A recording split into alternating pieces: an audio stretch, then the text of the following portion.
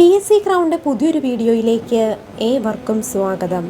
ഇന്നത്തെ ക്ലാസ്സിൽ നമ്മൾ പഠിക്കാൻ പോകുന്നത് ഏറ്റവും ഇമ്പോർട്ടൻ്റ് ആയിട്ടുള്ള ഒരു ടോപ്പിക്കാണ്, വൈകാരിക വികസനത്തെക്കുറിച്ചിട്ടാണ് കേട്ടോ. അപ്പോൾ കഴിഞ്ഞ ക്ലാസ്സുകളിലൊക്കെ ആയിട്ട് നമ്മൾ നമ്മുടെ പ്രീ പ്രൈമറിക്ക് വേണ്ടിയിട്ടുള്ള മാരത്തോൺ വീഡിയോസ് ചെയ്യുന്നുണ്ട്. അതിനകത്തിപ്പോൾ മെഗാ മാരത്തോണാണ് നടക്കുന്നത്. അതായത് ഏറ്റവും പ്രധാനപ്പെട്ട ചോദിക്കാൻ സാധ്യതയുള്ള മേഖലകളിൽ നിന്നുമാണ് ഇപ്പോൾ നമ്മൾ കണ്ടിന്യൂസ് ആയിട്ട് ക്ലാസ്സുകൾ എടുത്തു പോകുന്നത്. അത്യാവശ്യം ലെങ്തി ക്ലാസ്സുകളാണ്, കാരണം അത്രയും ഇമ്പോർട്ടൻ്റ് ആയിട്ടുള്ള ടോപ്പിക്കിലാണ് നമ്മളിപ്പോൾ ലെങ്തി ക്ലാസ്സുകളായിട്ടൊക്കെ എടുക്കുന്നത്.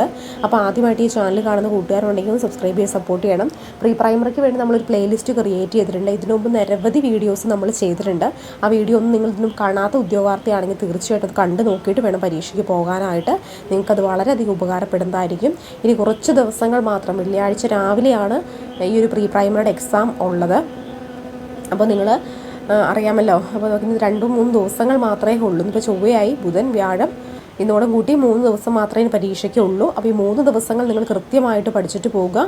ഈ 3 ദിവസങ്ങൾ നിങ്ങൾക്ക് ഒരു റെഫറൻസ് വേണ്ടി ചെയ്യുന്നതിന് വേണ്ടിയിട്ടും ജസ്റ്റ് ഒന്ന് മോഡലൊക്കെ ഒന്ന് പ്രിപ്പയർ ചെയ്ത് പരീക്ഷയെ കുറച്ച് കോൺഫിഡൻസ് ലെവലാക്കി ഉയർത്തുന്നതിന് വേണ്ടിയിട്ടും കുറച്ച് കാര്യങ്ങളൊക്കെ ഒന്ന് പഠിച്ചിട്ട് പോകാനൊക്കെ ആയിട്ട് നിങ്ങളുടെ മോഡൽ എക്സാം, 20 മോഡൽ എക്സാം, അതുപോലെ 4 വർഷത്തെ പ്രീവിയസ് ഇയർ ക്വസ്റ്റ്യൻ സെറ്റ്, സിലബസിനെ മുഴുവൻ കവർ ചെയ്തുകൊണ്ട് തയ്യാറാക്കിയ ക്വസ്റ്റ്യൻ ബാങ്കൊക്കെ നിങ്ങൾക്ക് ഉപയോഗപ്പെടുത്താവുന്നതാണ്. അപ്പോൾ ഈ സ്ക്രീനിൽ കാണുന്ന നമ്പറിൽ വാട്സപ്പിൽ ഒരു ഹായ് അയച്ചിട്ടുണ്ടെങ്കിൽ ഡീറ്റെയിൽസ് മുഴുവൻ നമ്മൾ പറഞ്ഞു തരുന്നതായിരിക്കും. അത്രയും ഹെൽപ്ഫുള്ളായിട്ട് നിങ്ങൾക്ക് അത് ഉപയോഗിച്ച് പഠിക്കാനൊക്കെ ആയിട്ട് സാധിക്കുന്നതാണ് കേട്ടോ. അപ്പോൾ ആദ്യമായിട്ട് ചാനൽ കാണുന്ന കൂട്ടുകാരോട് സബ്സ്ക്രൈബ് ചെയ്ത് സപ്പോർട്ട് ചെയ്യണം.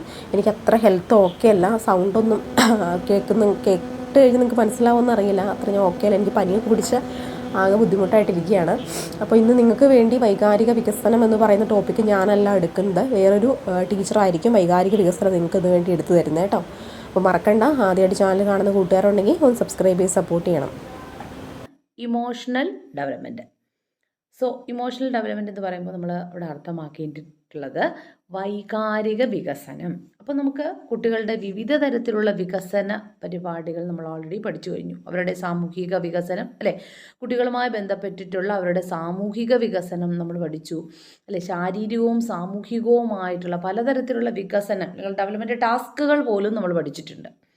അപ്പോൾ ഇതുപോലെ തന്നെ വളരെ പ്രാധാന്യപ്പെട്ടിട്ടുള്ള, അതുപോലെ തന്നെ ബുദ്ധി ഐക്യവുമായിട്ട് ബന്ധപ്പെടുത്തിയുള്ള, ബുദ്ധിഭാവനവുമായി ബന്ധപ്പെടുത്തിയിട്ടുള്ള വികസന പ്രക്രിയകൾ നമ്മൾ പഠിച്ചു. അപ്പോൾ ഇവിടെ വരുന്നിട്ടുള്ളത് അത്രയധികം പ്രാധാന്യപ്പെട്ടിട്ടുള്ളതാണ് കുട്ടികളുടെ വൈകാരിക വികസനം. അപ്പോൾ നമ്മളൊരു എഡ്യൂക്കേഷനെ വിദ്യാഭ്യാസ മേഖലയെ സംബന്ധിച്ചിടത്തോളം കുട്ടികളുടെ ബൗദ്ധിക വികസനത്തിനോടൊപ്പം സാമൂഹികവും ബൗദ്ധികവും ശാരീരികവുമായിട്ടുള്ള അവരുടെ വികസനത്തിനോടൊപ്പം തന്നെ ഈ വൈകാരിക വികസനം കൂടി കുട്ടികൾ നേടിയെടുക്കേണ്ടതായിട്ടുണ്ട്. അപ്പോൾ വൈകാരിക വികസനം എന്ന് പറയുമ്പോൾ പലതരത്തിലായിരിക്കും, പലതരത്തിലുള്ള ഇമോഷൻസുകൾ. ഇപ്പോൾ നമുക്ക് അധികമായിട്ട് ഉണ്ടായിട്ടുള്ളത് തീവ്രമായിട്ടുള്ള ചില വികാരങ്ങളുണ്ട്. കുട്ടികളെ സംബന്ധിച്ചിടത്തോളം ഈർഷ്യ, ഇല്ലെങ്കിൽ ഉത്കണ്ഠ, അസൂയ, ഇത്തരത്തിലുള്ള പലതരത്തിലുള്ള, ഇപ്പോൾ ഞാൻ 1-2 പറഞ്ഞിട്ടേ ഉള്ളൂ, ഹാപ്പിനെസ്, സന്തോഷം, ആഹ്ലാദം, ഇല്ലെങ്കിൽ ദുഃഖം, ഇത്തരത്തിലുള്ള പലതരത്തിലുള്ള വികാരങ്ങളിൽ അതീതരാണ് കുട്ടികളെന്ന് പറയുന്നത്. ഇത്തരത്തിലുള്ള വികാരങ്ങൾ ചില അത്യാവശ്യ ഘടകങ്ങൾക്ക് വേണമാണ്. എന്നാൽ മറ്റ് ചിലത് നമുക്ക് വളരെ ശിശുവായിരിക്കുന്ന കാലഘട്ടത്തിൽ ചില കുട്ടികളിൽ കാണാം. എന്നാൽ വളരും തോറും ചില തീവ്രമായിട്ടുള്ള വികാരങ്ങൾ അവരിൽ നിന്ന് മാഞ്ഞു പോകാം. എന്തെങ്കിൽ കൂടിയും ഇത്തരത്തിലുള്ള വികാരങ്ങളെക്കുറിച്ചുള്ള പ്രതിപാദ്യ വിഷയം പാഠ്യത്തിൽ, നമ്മുടെ പഠന പ്രക്രിയയിൽ വളരെയധികം അത്യന്താപേക്ഷിതമായിട്ടുള്ള ഘടകമാണ്.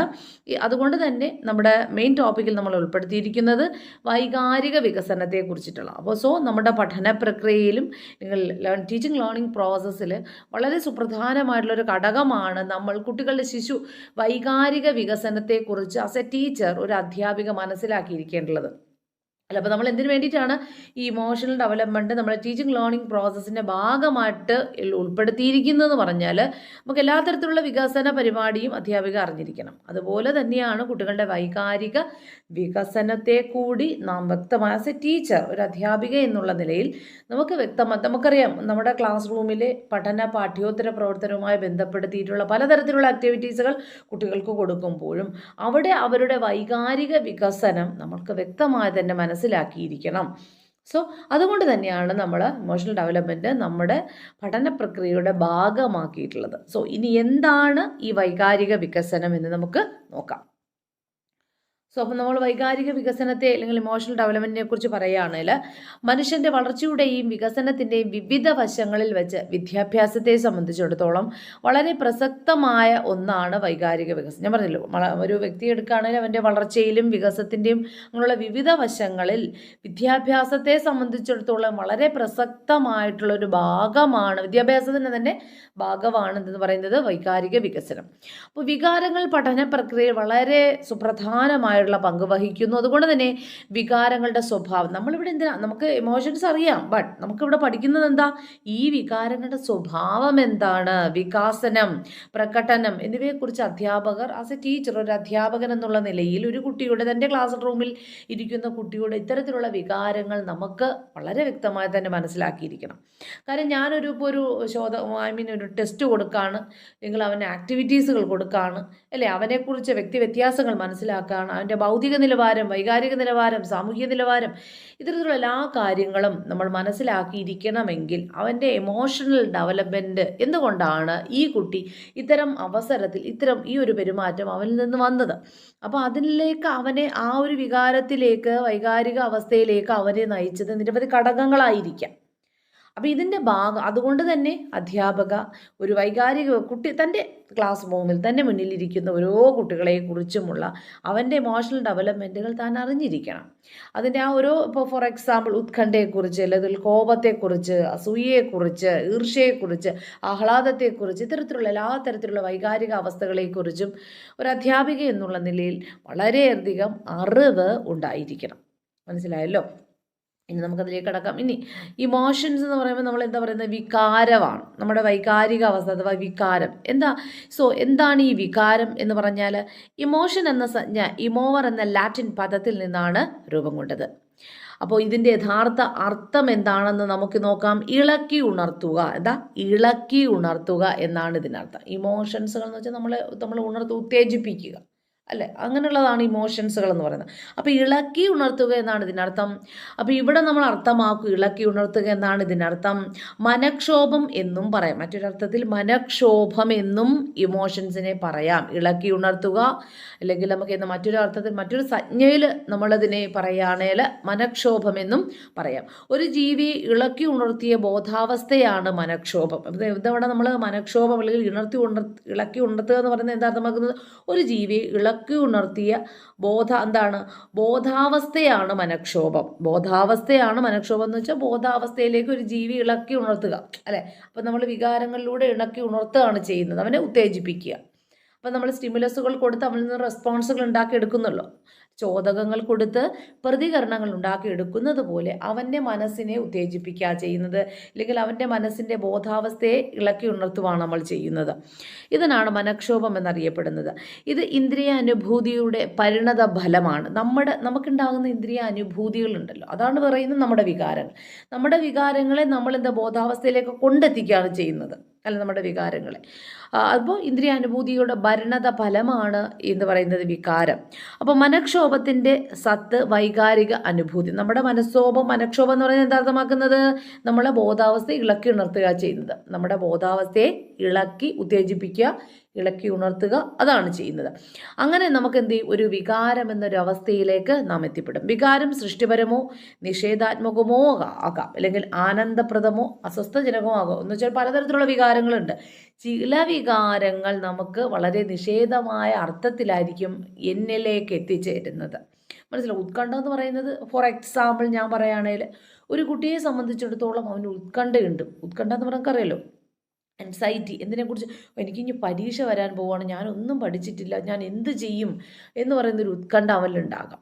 എന്നാൽ അതാ നിഷേധാത്മകമായ പൂർണ്ണമായ അർത്ഥത്തിൽ പറയുന്നത്. എന്നാൽ ആനന്ദകരമാക്കാം. ഉത്കണ്ഠ എന്ന് പറയുമ്പോൾ എനിക്ക് പഠിച്ച് തീർക്കണം, പഠിച്ച് തീർത്ത് കഴിഞ്ഞാൽ ഞാൻ നല്ലൊരു മാർക്കിൽ എത്തിച്ചേരും എന്ന് പറയുന്നത് അത് ഉത്കണ്ഠയാണ്. അപ്പോൾ ഈ ഉത്കണ്ഠ എന്ന് പറയുന്നത് രണ്ട് തരത്തിൽ നമുക്ക് വ്യാഖ്യാനിക്കുക. ഒന്ന് ആനന്ദപ്രദമായി തീരാം, മേ ബി. നെക്സ്റ്റ് അസ്വസ്ഥജനകവുമായി തീരാം. അപ്പോൾ ഒന്ന് നമ്മൾ പരീക്ഷയെക്കുറിച്ച് വളരെ ഉത്കണ്ഠാപൂർവ്വമായിട്ടിരുന്ന് പഠിച്ചു, നല്ലൊരു മാർക്ക് സ്കോർ ചെയ്ത് അവിടെ അതെങ്ങനെയുള്ളതായി തീരാം, ആനന്ദപ്രദമായിട്ടില്ലേ. എങ്കിൽ ചില പറയണം, ഞാനൊന്നും പഠിച്ചിട്ടില്ല, ഇനി നമ്മളൊത്തിരി ഭയപ്പാടുകളും, ഭയം എന്നൊരു വികാരം അത് മറ്റൊരു വികാരമാണ്. ഭയം രണ്ട് തരത്തിലുണ്ടാവാം. ഭയം നമ്മുടെ മാനസികമായിട്ട്, ഇപ്പോൾ നമ്മുടെ ഫോർ എക്സാമ്പിൾ ഒരു കുഞ്ഞിനെ സംബന്ധിച്ചിടത്തോളം അവന് ഭയം എന്നുള്ള പറയുന്ന ഒരു വികാരം ഉണ്ടാകുന്ന, അവന് ഭയം ഉണ്ടാവാം. അപ്പോൾ അവനോടൊപ്പം നിൽക്കുന്ന മാതാവും പിതാവും അവർക്കും ഭയം ഉണ്ടാവേണ്ടല്ലോ, അവന് അധികമായിട്ട് ഭയം ഉണ്ടാകും. എന്നാൽ എൻ്റെ മുന്നിൽ നിൽക്കുന്ന എൻ്റെ അച്ഛനും അമ്മയ്ക്ക് യാതൊരു ഭയമില്ലെങ്കിൽ എനിക്കും അതിലപ്പുറം ആ കുട്ടികൾക്കും ഭയം എന്ന വികാരം ഉണ്ടാകാൻ ചാൻസ് ഇല്ല. അപ്പോൾ ഇതൊക്കെ തന്നെ നമ്മൾ ആ ഒരു റിലേറ്റഡ് ആണ്. നമ്മുടെ വൈകാരിക ബന്ധങ്ങൾ നമ്മുടെ മാതാപിതാക്കളിൽ നിന്നും നമ്മുടെ സൊസൈറ്റിയിൽ നിന്നും ഒക്കെ തന്നെ നമുക്ക് ലഭ്യമാകുന്നതാണെന്ന് കൂടി ആ ഒരു സോഷ്യലൈസേഷൻ പ്രോസസ്സിൻ്റെ ഒരു ഭാഗമാണ്. അതെങ്ങനെയാണെന്നൊക്കെ ഞങ്ങൾക്ക് പഠിക്കാം. അപ്പോൾ എന്താണ് വികാരം എന്ന് പറഞ്ഞ ആ ഒരു അർത്ഥം നിങ്ങൾക്ക് വ്യക്തമായിട്ട് മനസ്സിലായിട്ടുണ്ടല്ലോ. ഞാൻ പറയുന്ന എക്സാമ്പിളിലൂടെ ആയിരിക്കണം, കാര്യം നമുക്ക് കടുകടുത്തിയുള്ള ചില വേർഡുകളായിരിക്കും ഇവിടെ യൂസ് ചെയ്യുന്നത്. അപ്പോൾ ചിലരൊക്കെ നമ്മളിങ്ങനെ നിഷേധാത്മകം അങ്ങനെയൊക്കെ പറയുമ്പോൾ മനസ്സിലാവത്തില്ല. അതുകൊണ്ടാണ് കുറച്ച് ഉദാഹരണങ്ങളിലൂടെ പറഞ്ഞു പോകുന്നത്. ഓക്കെ, ഇനി വൈകാരിക വികസനം അല്ലെങ്കിൽ ഇമോഷണൽ ഡെവലപ്മെന്റ് എന്തെന്ന് നോക്കാം. പല മനഃശാസ്ത്രജ്ഞരും കുട്ടികളുടെ വികാര വികസനത്തിന്റെ സ്വഭാവത്തെ പഠന വിധേയമാക്കിയിട്ടുണ്ട്. അക്കൂട്ടത്തിൽ വളരെ പ്രാധാന്യപ്പെട്ടിട്ടുള്ളതാണ് കാതറിൻ ബ്രിഡ്ജ് നടത്തിയ പഠനം. കാതറിൻ ബ്രിഡ്ജ് നടത്തിയ പഠനം വൈകാരിക വികസനത്തിൽ അതിപ്രശസ്തമാണ് എന്നുള്ളതാണ്. കാര്യം നിരവധി എഡ്യൂക്കേഷൻ സൈക്കോളജിസ്റ്റുകൾ ഈ കുട്ടികളുടെ വൈകാരിക വികസനം എങ്ങനെ സംഭവിക്കുന്നു എന്നറിയുന്നതിന് വേണ്ടിയിട്ട് നിരവധി പഠനങ്ങൾ നടത്തിയിട്ടുണ്ട്.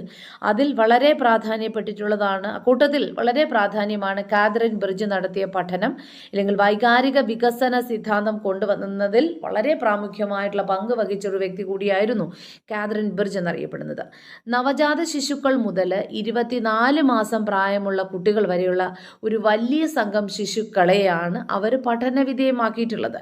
അവിടെ അവർ വാത്സല്യം നിറഞ്ഞു നിൽക്കുന്ന ഒരു ഗൃഹാന്തരീക്ഷത്തിൽ വെച്ച് ഇത്തരം കുട്ടികളെ നിരീക്ഷിച്ചു. അപ്പോൾ എന്തിനു വേണ്ടിയിട്ടായിരുന്നു ഇത്തരം കുട്ടികളെ നിരീക്ഷിച്ച് നമുക്ക്, കാരണം അവരുടെ വൈകാരിക വികസനങ്ങൾ, ഡെവലപ്മെൻറ്റ് സ്റ്റേജസുകൾ, ഓരോരോ വികാരങ്ങൾ, ഈർഷ്യ, ജലസി, അസൂയ, ആഹ്ലാദം, ഇവയൊക്കെ തന്നെ എങ്ങനെ മാറി മറിഞ്ഞു വരുന്നു, ഇല്ലെങ്കിൽ പ്രായം വർദ്ധിക്കുന്നതിനനുസരിച്ച് മാറുന്നുണ്ടോ, ഇല്ലെങ്കിൽ എങ്ങനെയാണ് ഇവർ വരുന്നത്, ഇതൊക്കെ തന്നെ നമ്മളെ പഠനവുമായിട്ട് ബന്ധപ്പെടുത്തുവാൻ കഴിയുമോ. ഒരു അധ്യാപിക ഈ കുട്ടികളുടെ വൈകാരിക വികസനം മാറ്റിയെടുക്കാൻ എന്തെല്ലാം ചെയ്യണം, ഏതെല്ലാം ആക്ടിവിറ്റി കൊടുക്കണം, ഇതൊക്കെയാണ് അവർ പഠനവിധേയമാക്കിയിട്ടുള്ളത്. അപ്പോൾ വൈകാരിക വികസന സിദ്ധാന്തം മേലി കൊണ്ടുവന്നത് കാതറിൻ ബ്രിഡ്ജാണ്. ഇത് തന്നെ അറിയുന്നെങ്കിൽ ആ എക്സാമിനേഷനും ചോദിക്കുന്ന കാതറിൻ ബ്രിഡ്ജ് കൊണ്ടുവന്ന ബ്രിഡ്ജ് ചാർട്ട് എന്തുമായിട്ട് ബന്ധപ്പെട്ടിരിക്കുന്നു? ഇമോഷണൽ ഡെവലപ്മെന്റ് അല്ലെങ്കിൽ വൈകാരിക വികസനവുമായിട്ട് ബന്ധപ്പെട്ടിരിക്കുന്നു. ഓക്കെ ആണല്ലോ. അപ്പോൾ ഇവിടെ ഞാൻ പറഞ്ഞില്ല, ഒരു വാത്സല്യപരമായിട്ടുള്ള ഒരു അന്തരീക്ഷത്തിൽ, ഒരു ഗൃഹാന്തരീക്ഷത്തിൽ വെച്ചായിരുന്നു നമ്മുടെ ഇത്തരത്തിലുള്ള കുട്ടികളെ വൈകാരിക അവസ്ഥകളെക്കുറിച്ച് പഠന വിധേയമാക്കുന്നതിന് അവർ ശ്രമിക്കുകയും ചെയ്തിട്ടുള്ളത്. അങ്ങനെയാണ് വൈകാരിക വികസനത്തെ സംബന്ധിച്ച് അവരുടെ സിദ്ധാന്തം രൂപപ്പെട്ടത്. അപ്പോൾ എങ്ങനെയാണ് കാതറിൻ ബ്രിഡ്ജ് കുട്ടികളുടെ വൈകാരിക വികസനത്തെക്കുറിച്ച് പഠന വിധേയമാക്കിയെന്നും ഈ ഒരു ഇമോഷണൽ ഡെവലപ്മെന്റ് ഇങ്ങനെ നേടിയെടുത്ത്, അല്ലെങ്കിൽ അവരുടെ ഒരു തിയോറി പാർട്ട് അല്ലെങ്കിൽ ഒരു സിദ്ധാന്തം രൂപപ്പെട്ടതെന്നും നമുക്ക് മനസ്സിലായല്ലോ. തുടർന്ന് നവജാത ശിശുക്കളിൽ ഒരുതരം ഇളക്കം, ഞാൻ നേരത്തെ തന്നെ പറഞ്ഞല്ലോ, ഇളക്കി ഉണർത്തുക, അതാണ് നമ്മളവിടെ എന്താ പറയുന്നത്, ഇമോഷൻസ് ഇളക്കി ഉണർത്തുക, അഥവാ നമ്മൾ അവരുടെ ഒരു ഭാഷയിൽ പറയുകയാണെങ്കിൽ എക്സൈറ്റ്മെൻറ്റ്, അതിന് നമുക്ക് മലയാളത്തിൽ പറയുകയാണെങ്കിൽ സംത്രാസം. ഇത് ശ്രദ്ധിച്ചോണം, കാരണം നമ്മൾ ഒത്തിരി സമയത്ത് ഈ സംത്രാസം എന്ന് പറയുന്ന അവസ്ഥയെക്കുറിച്ച് പറഞ്ഞു പോകുന്നുണ്ട്.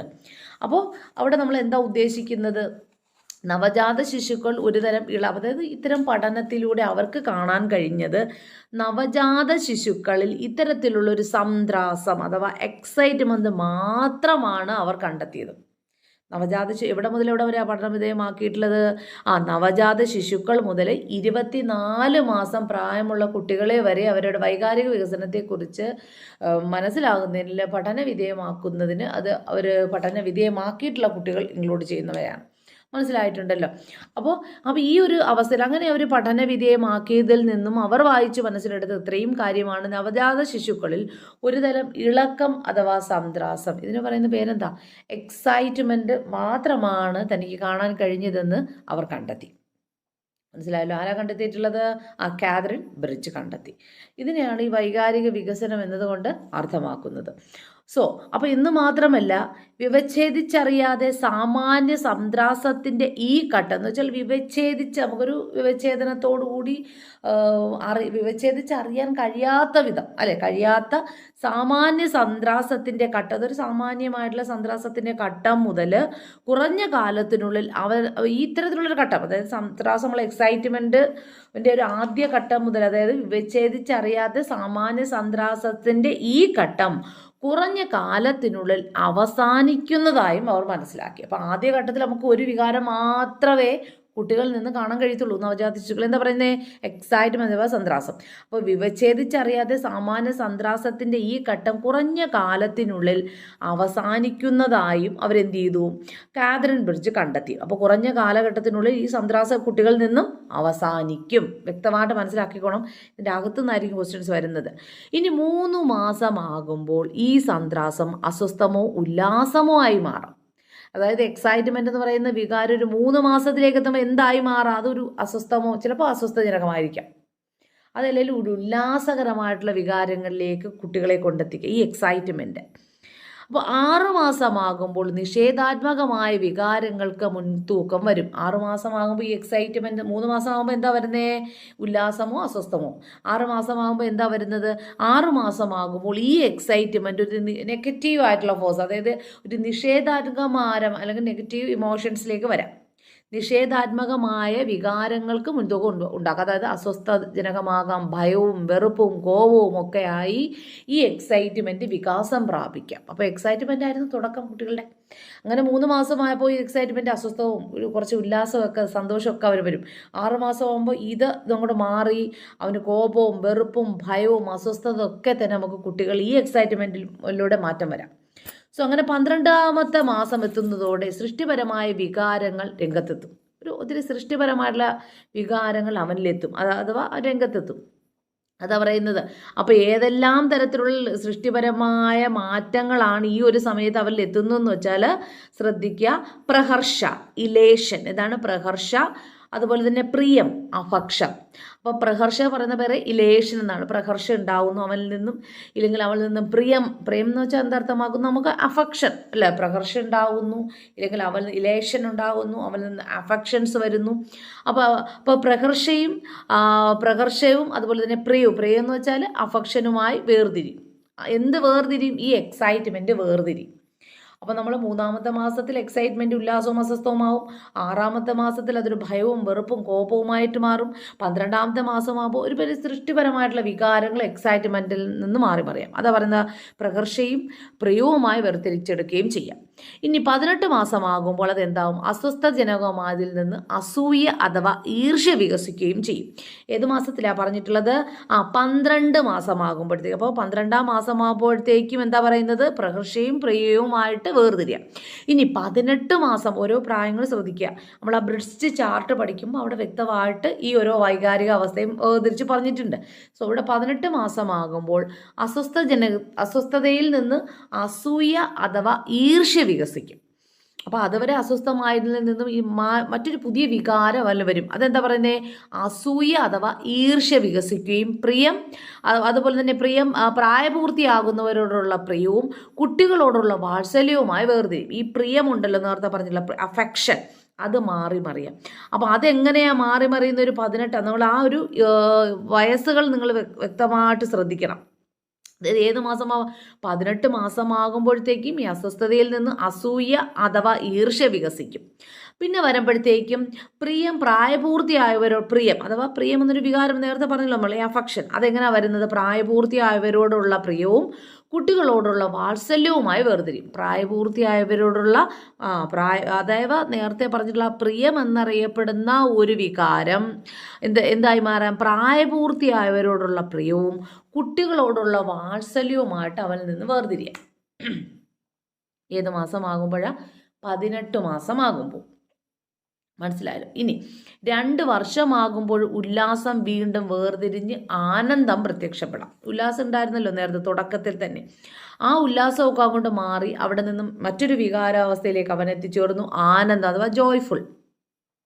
അങ്ങനെ ജോയിലേക്ക് അവൻ പ്രത്യക്ഷപ്പെടുന്നു. ഏത് മാസമാകുമ്പോഴത്തേക്കാണ്? 2 വർഷമാകുമ്പോഴത്തേക്കും. 2 വയസ്സ്. അപ്പോൾ നമ്മൾ 2 വയസ്സ് പൂർത്തിയാകുമ്പോൾ അല്ലെങ്കിൽ 2 വർഷമാകുമ്പോൾ ഉല്ലാസം വീണ്ടും വേർതിരിഞ്ഞ് ആനന്ദത്തിലേക്ക് അല്ലെങ്കിൽ എത്തിച്ചേരാം. മനസ്സിലായി. അപ്പോൾ 2 വർഷമാകുമ്പോൾ ഉല്ലാസം വീണ്ടും വേർതിരിഞ്ഞ് ആനന്ദമായി പ്രത്യക്ഷപ്പെടുന്നു. അപ്പോൾ നമ്മളിപ്പോൾ ഞാനൊരു ബ്രീഫായിട്ട് പറഞ്ഞു പോയതുള്ളതാണ്. അപ്പോൾ ഫസ്റ്റ് 3 വയസ്സാകുമ്പോഴത്തേക്കും ഇപ്പോൾ തുടക്കത്തിൽ കുട്ടികളുടെ ഒരു വൈകാരിക അവസ്ഥ വരുന്ന സംദ്രാസം, എക്സൈറ്റ്മെൻ്റ് ആണ്. ഇതിങ്ങനെ മാറി മറിഞ്ഞു പോകാം. 3 മാസമാകുമ്പോൾ ഉല്ലാസവും അസ്വസ്ഥജനകമാകാം. പിന്നെ 6 മാസമാകുമ്പോൾ ഈ ഒരു വികാരം മാറി ഭയവും വെറുപ്പും അസ്വസ്ഥതയും വരാം. 12 മാസമാകുമ്പോൾ പ്രഹർഷയും പ്രിയവുമായിട്ട് വേർതിരിയാം. 18 മാസമാകുമ്പോഴത്തേക്ക് എന്താവാം, ഇതിൽ നിന്നൊക്കെ അങ്ങോട്ട് മാറി പ്രായപൂർത്തിയായവരോട് പ്രിയവും കുട്ടികളോട് വാത്സല്യവുമായിട്ട് വേർതിരിയാം. ഈ എഫക്ഷനൊക്കെ വന്നിട്ട് ഈ 2 വർഷമാകുമ്പോൾ ഉല്ലാസം വീണ്ടും വേർതിരിഞ്ഞിട്ട് ആനന്ദമായിട്ട് മാറാം. മനസ്സിലായല്ലോ. ഇനി നമുക്ക് നോക്കാം. ഇനി നമ്മൾ ആ ഒരു ബ്രിഡ്ജിൻ്റെ ചാർട്ടിലേക്ക് എത്തിച്ചേരാൻ പോവുകയാണ്. അപ്പോൾ വൈകാരിക വികസനത്തിൻ്റെ ക്രമത്തെ പറ്റി നമുക്ക് വ്യക്തമായി മനസ്സിലാക്കാൻ കഴിയുന്ന ക്രമത്തെപ്പറ്റി ബ്രിഡ്ജ് ചാർട്ടിൽ നിന്ന് വളരെ വ്യക്തമായി തന്നെ നമുക്ക് മനസ്സിലാക്കാൻ കഴിയും. അപ്പോൾ ഞാൻ ഈ ഒരു ബ്രീഫിൽ നമ്മളൊരു വൈകാരിക വികസന സംദ്രാസ ഘട്ടത്തെക്കുറിച്ചും ആനന്ദം, ജോയ്ഫുൾ, അങ്ങനെ ഒരു 3 മാസം, 6 മാസം, 18 മാസം, 2 വർഷം വരെയുള്ള ആ ഒരു മാറ്റം, എക്സൈറ്റ്മെൻറ്റിൽ നിന്നും വരുന്ന മാറ്റങ്ങളൊക്കെ നമ്മൾ പഠിച്ചു. ഇനി നമുക്കിതിനെക്കുറിച്ച് വ്യക്തമായിട്ട് പഠിക്കണമെങ്കിൽ നമ്മൾ ബ്രിഡ്ജ് ചാർട്ടിനെ മനസ്സിലാക്കിയിരിക്കണം. അപ്പോൾ ഈ ഒരു ബ്രിഡ്ജ് ചാർട്ടിൽ കുട്ടികളുടെ വൈകാരിക വികസനത്തെക്കുറിച്ച് പഠന വിധേയമാക്കി ഒരു സൈദ്ധാന്തിക രൂപത്തിൽ അവതരിപ്പിച്ചത് ആരായിരുന്നു? കാതറിൻ ബ്രിഡ്ജായിരുന്നു. അപ്പോൾ കാതറിൻ ബ്രിഡ്ജിൻ്റെ ഒരു ചിത്രമാണ് ഇവിടെ കാണിച്ചിരിക്കുന്നത്. അപ്പോൾ കാതറിൻ ബ്രിഡ്ജായിരുന്നു കുട്ടികളെക്കുറിച്ചുള്ള ഇമോഷണൽ ഡെവലപ്മെൻറ്റ് തിയറി കൊണ്ടുവന്നതിൽ പ്രമുഖമായ സ്ഥാനം നമ്മൾ കൽപ്പിച്ച് കൊടുത്തിരിക്കുന്നത് കാതറിൻ ബ്രിഡ്ജിനോടാണ്. അപ്പോൾ ഇതുമായിട്ട് ബന്ധപ്പെടുത്തി ഒരു പ്രീവിയസ് ക്വസ്റ്റ്യൻ കൂടി വന്നിട്ടുണ്ട്. താഴെ പറയുന്നവയിൽ കുട്ടികളുടെ വൈകാരിക വികസനവുമായി ബന്ധപ്പെട്ടതേത്? അപ്പോൾ ഏതൊക്കെയാണ്? സ്റ്റെല്ലേസ് chart, bridge chart, flow chart, ropes picture chart. അപ്പോൾ ഇതിലേതാണ് കുട്ടികളെ വൈകാരിക വികസനത്തെക്കുറിച്ച് മാറ്റി ബന്ധപ്പെടുത്തിയുള്ള ചാർട്ട്? ബ്രിഡ്ജ് ചാർട്ടാണ്. ഇത് ഡയറക്റ്റ് ആയിട്ടുള്ള ക്വസ്റ്റ്യനാണ്. ഇങ്ങനെ തന്നെ ചോദിക്കണമെന്നില്ല, പല വിധത്തിലായിരിക്കാം ചോദിക്കും. ഞാനൊരു ഡയറക്റ്റ് ആയിട്ടുള്ള ഒരു ക്വസ്റ്റ്യൻ വന്നത് പറഞ്ഞതേ ഉള്ളൂ, നിങ്ങൾക്കത് പെട്ടെന്ന് തന്നെ മനസ്സിലായി കാണും. ഇനി ബ്രിഡ്ജ് ചാർട്ടിലേക്ക് എടുത്താണ്. അപ്പോൾ ഇംഗ്ലീഷ് പഠിച്ചിട്ട് മലയാളത്തിലോട്ട് പോകാമെങ്കിൽ നിങ്ങൾക്ക് ഇച്ചിരി വ്യക്തമായിട്ട് മനസ്സിലാവത്തുള്ളൂ. അപ്പോൾ തുടക്കത്തിൽ ഞാൻ പറഞ്ഞു, കുട്ടി ജനിക്കുന്ന ആ ഒരു സമയം നവജാത ശിശുക്കൾ നമുക്ക് കാണാൻ കഴിയുന്ന ഒരു വൈകാരിക അവസ്ഥ എന്നത് സംദ്രാസം അഥവാ എക്സൈറ്റ്മെൻ്റ് ആണ്. 3 മാസം ആകുമ്പോഴത്തേക്ക് ഈ എക്സൈറ്റ്മെൻറ്റ് എന്ത് മാറി? ഡിസ്ട്രസ്, എക്സൈറ്റ്മെൻറ്റ്, ഡിലൈറ്റ് അതിലേക്ക് എത്തിച്ചേരാം. 6 മാസമാകുമ്പോഴത്തേക്കും ഫിയർ, ഡിസ്കസ്റ്റ്, ആങ്കർ എന്നിവയിലേക്ക് വഴിതെളിക്കാം. 12 മാസമാകുമ്പോഴത്തേക്കും ഫിയർ മാറി ഫിയറും ഡിസ്കസ്റ്റും ആങ്കറൊക്കെ കൊണ്ട് മാറി ഡിസ്ട്രസ്, എക്സൈറ്റ്മെൻറ്റ്, ഡിലൈറ്റും എലേഷനിലൊക്കെ എത്തിച്ചേരും. നമ്മൾ ഇതാ പഠിച്ചില്ല നേരത്തെ. ഇനി 18 മാസമാകുമ്പോഴത്തേക്കും നമ്മൾ പറഞ്ഞതും കൂടി ഒന്നുകൂടി ആ ഒരു ചാർട്ടിൽ എത്തുന്നതിന് മുന്നേ ഇവിടെ നോക്കണം. നമ്മൾ 18 മാസമാകുമ്പോഴത്തേക്കും കുട്ടികൾ എന്താ പ്രിയം മാറി അവിടെ വാത്സല്യം എന്നൊരു വികാരത്തിലേക്ക് എത്തിച്ചേരുന്നു. അത് നമ്മൾ ഇനി ഒരു ചാർട്ടിലും കൂടെ നിങ്ങളൊന്ന് നോക്കൂ. അപ്പോൾ 1ാമത്തെ ഘട്ടത്തിൽ സംദ്രാസം 2 സമയം 2 മാസമാകുമ്പോഴത്തേക്കും കുട്ടികളിൽ നിന്ന് സംദ്രാസം മാറി അസ്വസ്ഥതവും ഉല്ലാസവും വരുന്നു. ഇതാണ് നമ്മൾ പഠിച്ചത് അല്ലേ. ഇനി വരുന്നത് 6 മാസമാകുമ്പോഴത്തേക്ക് ആ ഒരു സ്ഥാനത്ത് ഭയം, വെറുപ്പ്, കോപം, അസ്വസ്ഥത അങ്ങനെയുള്ളൊരു വികാരത്തിലേക്ക്, ഉല്ലാസം അങ്ങനെയൊക്കെയുള്ളൊരു വികാരത്തിലേക്ക് എത്തിച്ചേരുന്നു. ഇനി 12 മാസമാകുമ്പോൾ ഈ ഭയവും വെറുപ്പും കോപവും ഒക്കെ കൊണ്ട് മാറി അത് അസ്വസ്ഥതയും സംദ്രാസവും ഉല്ലാസവും ഒക്കെ മാറി പ്രകർഷവും പ്രിയവും വരുന്നു. ഏത് മാസം? 12 മാസം പ്രകർഷം പ്രിയം. കണ്ടല്ലോ ചാർട്ടിൽ. 18 മാസമായപ്പോഴത്തേക്കും നമ്മൾ ഉണ്ടാകുന്ന ഭയം, വെറുപ്പ്, കോപം, അസൂയ, അസ്വസ്ഥത, സംദ്രാസം, ഉല്ലാസം, പ്രകർഷം തുടങ്ങിയവയൊക്കെ അങ്ങനെ എന്ന് വെച്ചാൽ ഇതെല്ലാം കൂടെ ഈ വികസനമൊക്കെ അങ്ങോട്ട് പോയി വരുവാണ്. അങ്ങനെ ഓരോ വികസനമാണ് ഇവിടെ കാണിച്ചിരിക്കുന്നത്. അതിൽ നിന്ന് എങ്ങോട്ട് പോകും? ആ ഭാഗത്ത് നിന്ന് നമ്മൾ പ്രിയത്തിലേക്കും കുട്ടികളോടുള്ള പ്രിയം, കുട്ടികളോടുള്ള വാത്സല്യം, മുതിർന്നവരോടുള്ള പ്രിയം ഇതിലേക്ക് നമ്മൾ മാറും. അതാണ് 18 മാസം. ഇനി 24 മാസം ആകുമ്പോഴത്തേക്കും മുതിർന്നവരോടുള്ള പ്രിയം, ആനന്ദം, ഉല്ലാസം, കുട്ടികളോടുള്ള പ്രിയം ഇങ്ങനെയൊക്കെയുള്ളൊരു വൈകാരിക അവസ്ഥയിലേക്ക് നാം എത്തിച്ചേരുന്നു. അതാണ് 24ാമത്തെ മാസം. അപ്പോൾ 2ാമത്തെ മാസം എന്താ പറഞ്ഞിട്ടുള്ള ഈ സംദ്രാസം, കുട്ടി ജനിക്കുന്ന ആ ഒരു നവജാത ശിശുവിൽ നമുക്ക് കാണാൻ കഴിയുന്ന എക്സൈറ്റ്മെൻ്റ് ആണ്. പിന്നെ വരുന്ന 2 മാസം ആകുമ്പോഴത്തേക്കും അസ്വസ്ഥജനകമായി ഈ സംദ്രാസം കൊണ്ട് മാറി വികസിച്ച് ആ സംദ്രാസത്തെ വികസിക്കുകയാണ് കേട്ടോ. വികസിച്ച് അവിടെ എന്താ അസ്വസ്ഥതവും പിന്നെ ഉല്ലാസവും ആവും. പിന്നെ 6 മാസം ആകുമ്പോഴത്തേക്കും അസ്വസ്ഥവും ഉല്ലാസവും കൊണ്ട് മാറി ഒരു അസ്വസ്ഥവും ഉല്ലാസവും സംദ്രാസവും കൂടെ മാറി ഭയം, വെറുപ്പ്, കോപം ഇതിലേക്ക് എത്തും. മനസ്സിലാവുന്നത് ആ മാറ്റമാണ് ഇങ്ങനെ കാണിച്ചിരിക്കുന്ന ഓരോ ഭാഗം. 12ാമത്തെ മാസം ആകുമ്പോഴത്തേക്കും അവിടെ എന്താ പ്രകർഷവും പ്രിയവും വരും. ഇനി നമ്മൾ 18 മാസം ആകുമ്പോഴത്തേക്കും പ്രിയം മാറിയിട്ട് മുതിർന്നവരോടുള്ള പ്രിയം, കുട്ടികളോടുള്ള വാത്സല്യം വരും. 24 മാസം ആകുമ്പോഴത്തേക്കും ഇതെല്ലാം, അതായത് നമ്മൾ ഭയം, വെറുപ്പ്, കോപം, അസൂയ, അസ്വസ്ഥത, സന്ത്രാസം, ഉല്ലാസം, ആനന്ദം, അല്ലെ, ആനന്ദം എന്ന ജോയ് എന്നുള്ളൊരു വികാരത്തിലെത്തി. പ്രകർഷവും പ്രിയവും ഒക്കെ മാറി ഒരു ജോയ്ഫുൾ, അല്ലെങ്കിൽ ഒരു എന്താ പറയുന്നത്, അവിടെ ആനന്ദം എന്നൊരു വികാരത്തിലേക്ക് എത്തിച്ചേരും. നമ്മൾ ആ പഠിച്ച ഭാഗവും ഈ ഒരു ചാർട്ടും കൂടെ വെച്ച് നോക്കിയാൽ നമുക്ക് വ്യക്തമായിട്ട് എത്താൻ കഴിയും. മനസ്സിലായല്ലോ? മലയാളത്തിലൂടെ ഞാൻ കാണിച്ചിട്ടുണ്ട്, ഇംഗ്ലീഷിലും കൂടി ചിലർക്ക് മനസ്സിലാകത്തില്ല. ഡിലൈറ്റ് എന്നൊക്കെ ആയിരിക്കും നിങ്ങൾ പഠിച്ചു വച്ചിരിക്കുന്നത്. ഇലേഷൻ, പ്രഹർഷം, അതാണ് പ്രഹർഷം എന്ന് പറയുന്നത്. അല്ലേ, അതുപോലെ തന്നെ അഫക്ഷൻ, അതുപോലെ തന്നെ fear, disgust, anchor, jealousy, distress വരാം. എക്സൈറ്റ്മെൻറ്റിനെയാണ് നമ്മൾ ഈ സന്ത്രാസം എന്ന് പറയുന്നത്. ഡിലൈറ്റ്, പിന്നെ നമ്മൾ പറയുന്നു 24 മാസം ആകുമ്പോഴത്തേക്കും നമ്മൾ കാണുന്നൊരു വികാരം എന്താണ്? ജോയ് ആണ്. നമ്മൾ തുടക്കത്തിൽ ആ ഒരു ഭാഗത്ത് പറഞ്ഞതാണ് ജോയിയെക്കുറിച്ച്, അഥവാ ആനന്ദം. 2 വർഷമാകുമ്പോഴത്തേക്കും 2 വർഷമാകുമ്പോഴത്തേക്കും കുട്ടികളിലേക്ക് ഉണ്ടാകുന്ന വികാരം എന്താണ്? ജോയി അഥവാ ആനന്ദം. മനസ്സിലായി? അപ്പം 3 മാസം മാത്രം സന്ത്രാസം മാറി ഉല്ലാസമോ അസ്വസ്ഥജനകമാവും. 6 മാസമാകുമ്പോൾ ഭയം, വെറുപ്പ്, കോപം. 12 മാസമാകുമ്പോഴത്തേക്കും പ്രഹർഷയും പ്രിയവുമായി വേർതിരിയാം. 18 മാസമാകുമ്പോഴത്തേക്കും പ്രിയപ്രവൃത്തിയായവരോടുള്ള പ്രിയം, കുട്ടികളോടുള്ള വാത്സല്യം എന്നീ വികാരങ്ങൾ 2 വർഷമാകുമ്പോഴത്തേക്ക് ഈ ഉല്ലാസം വീണ്ടും മാറി ആനന്ദമായി പ്രത്യക്ഷപ്പെടും. ഇതിനായിരുന്നു നമ്മളിവിടെ എന്ത് ചെയ്തിട്ടുള്ളത്? ബ്ലിറ്റ്സ് ചാർട്ടിൽ ഈ വൈകാരിക വികസനത്തെ കാണിച്ചിരിക്കുന്നത്. ഓരോന്നും എടുത്തെഴുതിയിരിക്കുന്ന ഇതിൽ നിന്നൊരു മാറ്റം വരുന്നതാണ് ആ ചാർട്ട് രൂപത്തെ കാണിച്ചിരിക്കുന്നത്, അല്ലേ? ഭയം, വെറുപ്പ്, കോപം മാറിക്കൊണ്ട് അവിടെ ഉല്ലാസവും അസ്വസ്ഥതയും വരുന്നു. പിന്നെയും ഭയം, വെറുപ്പും, കോപം മാറിക്കൊണ്ട് അവിടെ എന്ത് വരുന്നു? പ്രകർഷവും പ്രിയവും വരുന്നു. ആ ചാർട്ടിലേക്ക് ശ്രദ്ധിച്ച് നോക്കിയാൽ പഠിച്ചാൽ വ്യക്തമാകും.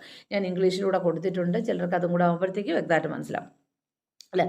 അപ്പോൾ 1ാമത്തെ ഘട്ടത്തിൽ നമ്മൾ കാണുന്ന എക്സൈറ്റ്മെൻ്റ് ആണ്. അപ്പോൾ ഇത് ഒന്ന് ക്രോഡീകരിച്ച് കൊടുത്തിരിക്കുകയാണ് ഞാനിവിടെ. ഈ എക്സൈറ്റ്മെൻറ്റ് ഡിലൈറ്റും ഡിസ്ട്രസ്സും ഫിയറുമായിട്ട് മാറാം. ഡിലൈറ്റും ഡിസ്ട്രസ്സും മാറും. പിന്നെ അതിനെ മാറി ഫിയറും ഇൻട്രസ്റ്റും ഒക്കെ ആയിട്ട് മാറാം. അതിന് അല്ലേ അഫെക്ഷൻ, ആങ്കർ, സാഡ്നെസ്. ശ്രദ്ധിക്കുക, സാഡ്നെസ് ഉണ്ട് ഇതിൻ്റെ ഇടയിൽ, അത് നമ്മൾ വിട്ടുപോയി. സാഡ്നെസ് എന്നുള്ളൊരു വികാരവും കൂടി വരാം. ഈർഷ്യയൊക്കെ തന്നെ ഒരു സാഡ്നെസ്സിലേക്ക് വരാം. അങ്ങനെ ലാസ്റ്റിൽ നമ്മൾ 24 മാസം മുമ്പ് ജോയ്ഫുൾ, ആനന്ദത്തിലേക്ക് വരിക. അപ്പോൾ തുടക്കത്തിൽ നമ്മൾ എപ്പോഴും കാണുന്ന എക്സൈറ്റ്മെൻറ്റിൽ നിന്ന് പിന്നെ പോകുന്ന ഡിസ്ട്രസ് ആണ്, അല്ലെ? ഡിസ്ട്രസ്സിലേക്ക് പിന്നെ മാറി ഡിസ്ട്രസ് ഫിയർ ആവാം, ഫിയർ ഇൻട്രസ്റ്റ്. പിന്നെ ഈ എക്സൈറ്റ്മെൻറ്റ് തന്നെ പിന്നെ എന്തായി മാറാം? ജോയ്, അഫെക്ഷൻ, ആങ്കർ എന്നിങ്ങനെ ഓരോത്തിലേക്ക് വരാം. അത് നമ്മൾ മലയാളത്തിൽ വ്യക്തമായിട്ട് പറഞ്ഞിട്ടുണ്ട്. ഇനി ഞാനിവിടെ പറയാൻ പോകുന്നതെന്ന് വെച്ചാൽ ബ്ലിറ്റ്സ് ചാർട്ട് 1932 ഈ ഒരു ചാർട്ട് കൊണ്ടുവന്നത്. Started in first of all general excitement is present in child at the time of birth. ഇതിന് നമുക്ക് വ്യക്തമായിട്ട് മലയാളത്തിലൂടെ പറയാം.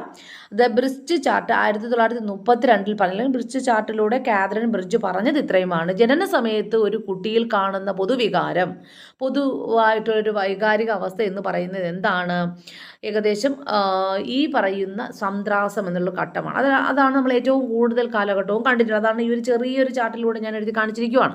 അപ്പോൾ ജനന സമയത്ത് ഒരു പൊതു ആവേശം, ഈ ആവേശം എന്ന് പറയുന്നത് മനസ്സിലായിട്ടില്ല, അതാണ് എക്സൈറ്റ്മെൻറ്റ്. ഇളക്കി മറിക്കുക, അല്ലേ? മനക്ഷോഭം, പിന്നെ നമ്മുടെ ബോധാവസ്ഥയിലേക്ക് നമ്മളെ കൊണ്ടെത്തിക്കുക.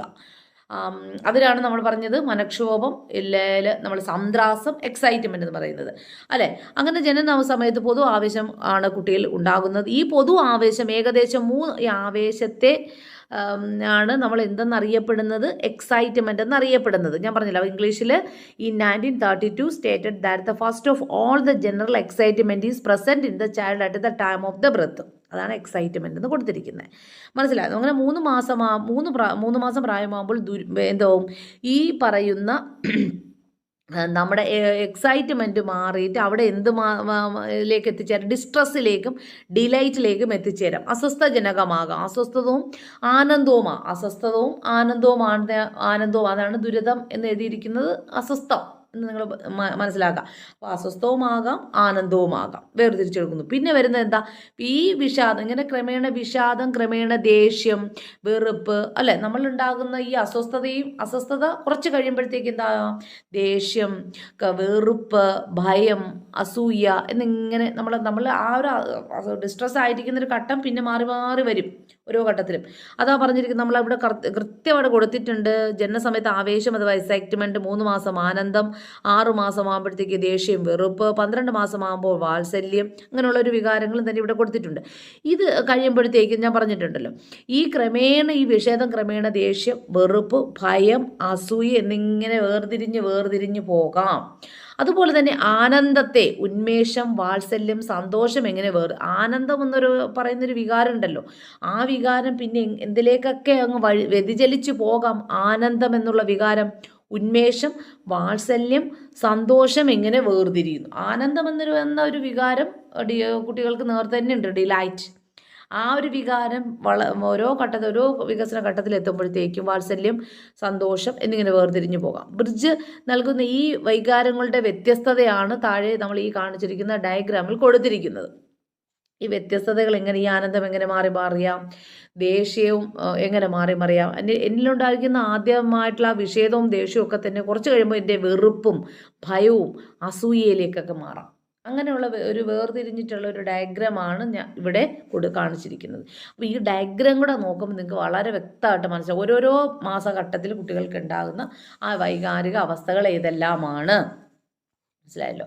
അങ്ങനെ 2 വയസ്സ് പൂർത്തിയാകുമ്പോഴത്തേക്ക് മിക്കവാറും എല്ലാ വികാരങ്ങളും കുട്ടികളിലേക്ക് നമ്മൾ ഈ പറയുന്ന ദേഷ്യം, നമ്മൾ 2 വർഷമുള്ള പഠിച്ചുള്ള നമ്മൾ ഒരു ആനന്ദത്തിലേക്ക് എത്തും. എന്ന് വെച്ചാൽ ഭയം, ദേഷ്യം, വികാരം, വെറുപ്പ്, ആനന്ദം, അസ്വസ്ഥത ഇതൊക്കെ അങ്ങോട്ട് മാറി കുട്ടി ഒരു ജോയിലേക്ക് എത്തിച്ചേരും. അങ്ങനെ അതാ പറയുന്നത്, എല്ലാ തരത്തിലുള്ള വികാരങ്ങളും ഏകദേശം 2 വയസ്സ് പൂർത്തിയാകുമ്പോഴത്തേക്ക് മിക്കവാറും എല്ലാ വികാരങ്ങളും കുട്ടികൾ രൂപം പ്രാപിക്കുകയും സ്പഷ്ടമായി കാണാൻ കഴിയുകയും കുട്ടികൾക്ക് ചെയ്യുന്നു. ശിശു ബാല്യകാലത്തോട് അടുക്കുമ്പോൾ അതിൻ്റെ പ്രതികരണങ്ങൾ ക്രമേണ ആസക്തി എന്ത് ചെയ്യും, ആക്രമശക്തി കുറഞ്ഞു വരുന്നു അല്ലേ. അതായത് നമ്മൾ ആദ്യം കണ്ടിട്ടുള്ള ഒരു ആക്രമശക്തി ഈ ഒരു 2 വയസ്സ് കഴിഞ്ഞ് അവൻ ബാല്യകാലത്തേക്ക് എത്തി.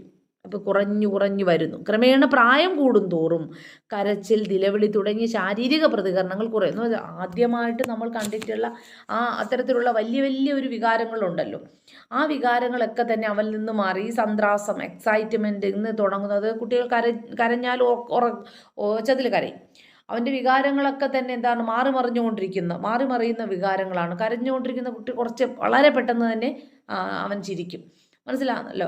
അപ്പോൾ അവൻ്റെ എന്താ പറയുന്നത്, വളരെ അല്പായുസുള്ള കുറച്ച് വികാരങ്ങളാണ് അവനുണ്ടായിരിക്കുന്നത് ആദ്യഘട്ടത്തിൽ. വികാരങ്ങൾ ഇങ്ങനെ മറിഞ്ഞുകൊണ്ടേയിരിക്കും. അപ്പോൾ ഇതെല്ലാം നമ്മൾ അവൻ്റെ പ്രായം കൂടി വരുമ്പോഴത്തേക്കും ഇതങ്ങോട്ട് മാറ്റം വരും. ഈ കരച്ചിൽ, നിലവിളി തുടങ്ങിയ ശാരീരിക പ്രതികരണങ്ങൾ കുറയും. അവന് പിന്നെ അങ്ങ് അധികം കൊണ്ട് കാണത്തില്ല. പകരം ഭാഷാപരമായിട്ടുള്ള പ്രതികരണങ്ങൾ, അതിനൊക്കെ പകരം എന്താ, കരച്ചിൽ. ആദ്യഘട്ടത്തിൽ കുട്ടി കരയുന്നു, അത് പല വികാരങ്ങൾക്ക് വേണ്ടിയിട്ടായിരിക്കും അവൻ കരയുന്നത്. അമ്മ കാണുമ്പോൾ കരയുന്നു, അല്ലെങ്കിൽ പാലിൻ്റെ ഉറവിടമായ അമ്മയെ തോന്നും, അല്ല തുടക്കത്തിൽ നമ്മൾ പഠിച്ചിട്ടുള്ളത് അതൊക്കെ. അപ്പോൾ കുപ്പി കാണുന്ന കുട്ടി എന്താ പാലിൻ്റെ ഉറവിടമായി തോന്നും, അമ്മയെ കാണുമ്പോഴൊക്കെ അങ്ങനെയുള്ള വികാരങ്ങളൊക്കെ ആയിരിക്കും അവനുണ്ടാകുന്നത്. അപ്പോൾ അവിടെ അവൻ്റെ വികാരങ്ങൾ അവൻ കാണിക്കുന്നത് ഒച്ചത്തിലായിരിക്കാം. വികാരങ്ങളൊക്കെ എന്നെ മറച്ചു വയ്ക്കാൻ തുടങ്ങാത്തൊരു കാലഘട്ടമാണ്. അതെല്ലാം തന്നെ ഓപ്പൺ ആയിരിക്കാം.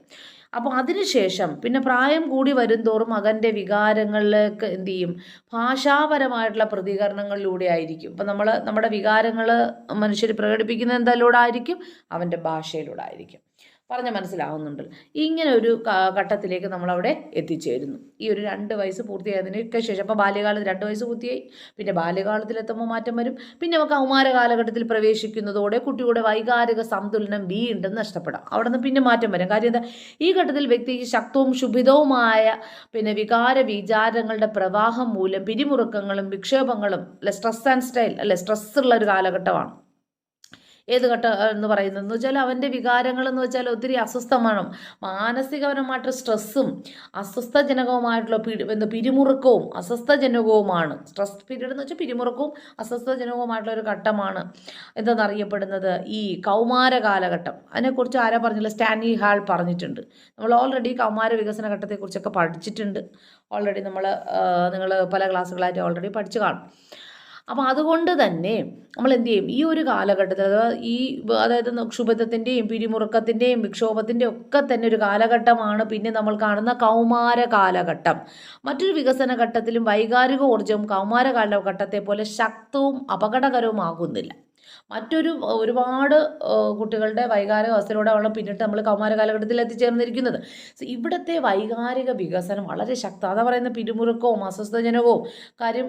സ്വന്തം വികാരങ്ങളെ നിയന്ത്രിക്കുക കുമാരന്മാർക്ക് കുറച്ച് പ്രയാസകരമായിരിക്കും. സ്വന്തം വികാരങ്ങളിങ്ങനെ മറച്ചു വയ്ക്കാൻ കഴിയാത്തൊരു കാലഘട്ടമായിരിക്കും.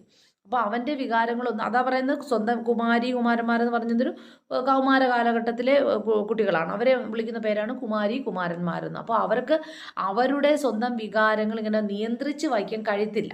അങ്ങനെ ഒരു ഘട്ടമാണ്. അതുകൊണ്ടാണ് അപ്പോൾ അത് നിയന്ത്രിച്ച് വയ്ക്കുക എന്ന് പറയുന്നത് അവനിൽ നിന്നുണ്ടാകുന്ന വികാരം അപ്പോൾ അസ്വസ്ഥജനകമാകും, ക്ഷോഭം, പിരിമുറുക്കം, അങ്ങനെയൊക്കെയുള്ള ഒരു മെൻ്റൽ സ്ട്രെസ്സൊക്കെ ഉണ്ടാക്കിയെടുക്കാം ഇത് ഇങ്ങനെ ഒളിപ്പിച്ച് വെച്ചാൽ. സോ അത് ഞാൻ പറഞ്ഞില്ല. അപ്പോൾ ഈ ഒരു കാലഘട്ടത്തിൽ അവനുള്ള വികാരങ്ങൾ അവനെ നിയന്ത്രിക്കാൻ കഴിയാതെ വരുന്നൊരു ഘട്ടമായിരിക്കാം. ഇതാണ് കൗമാര കാലഘട്ടം. മനസ്സിലായല്ലോ നമ്മൾ ഓരോ കാലഘട്ടത്തിൽ. ഇനി നമ്മൾ ബാല്യകാലത്തെ വൈകാരിക രൂപമാതൃകകളെയാണ് പഠിക്കുന്നത്. ബാല്യകാലമാണ് ശ്രദ്ധിക്കുക. ആദ്യകാലത്തെ സംദ്രാസങ്ങളിൽ നിന്നും ജനിച്ച് 2 വ്യത്യസ്ത വൈകാരിക പ്രവാഹങ്ങൾ രൂപം കൊള്ളുന്നത് നാം കണ്ടു. അപ്പോൾ നമുക്ക് ഇനി വരുന്ന എന്താണ്, ഒരു ബാല്യകാലത്തെ നമുക്ക് ഇനി ആദ്യം തൊട്ട് നമ്മൾ തുടക്കം കുറിക്കുകയാണ്. ബ്രിഡ്ജ് സ്റ്റാർട്ടറൊക്കെ നമ്മൾ പഠിച്ചു കഴിഞ്ഞു.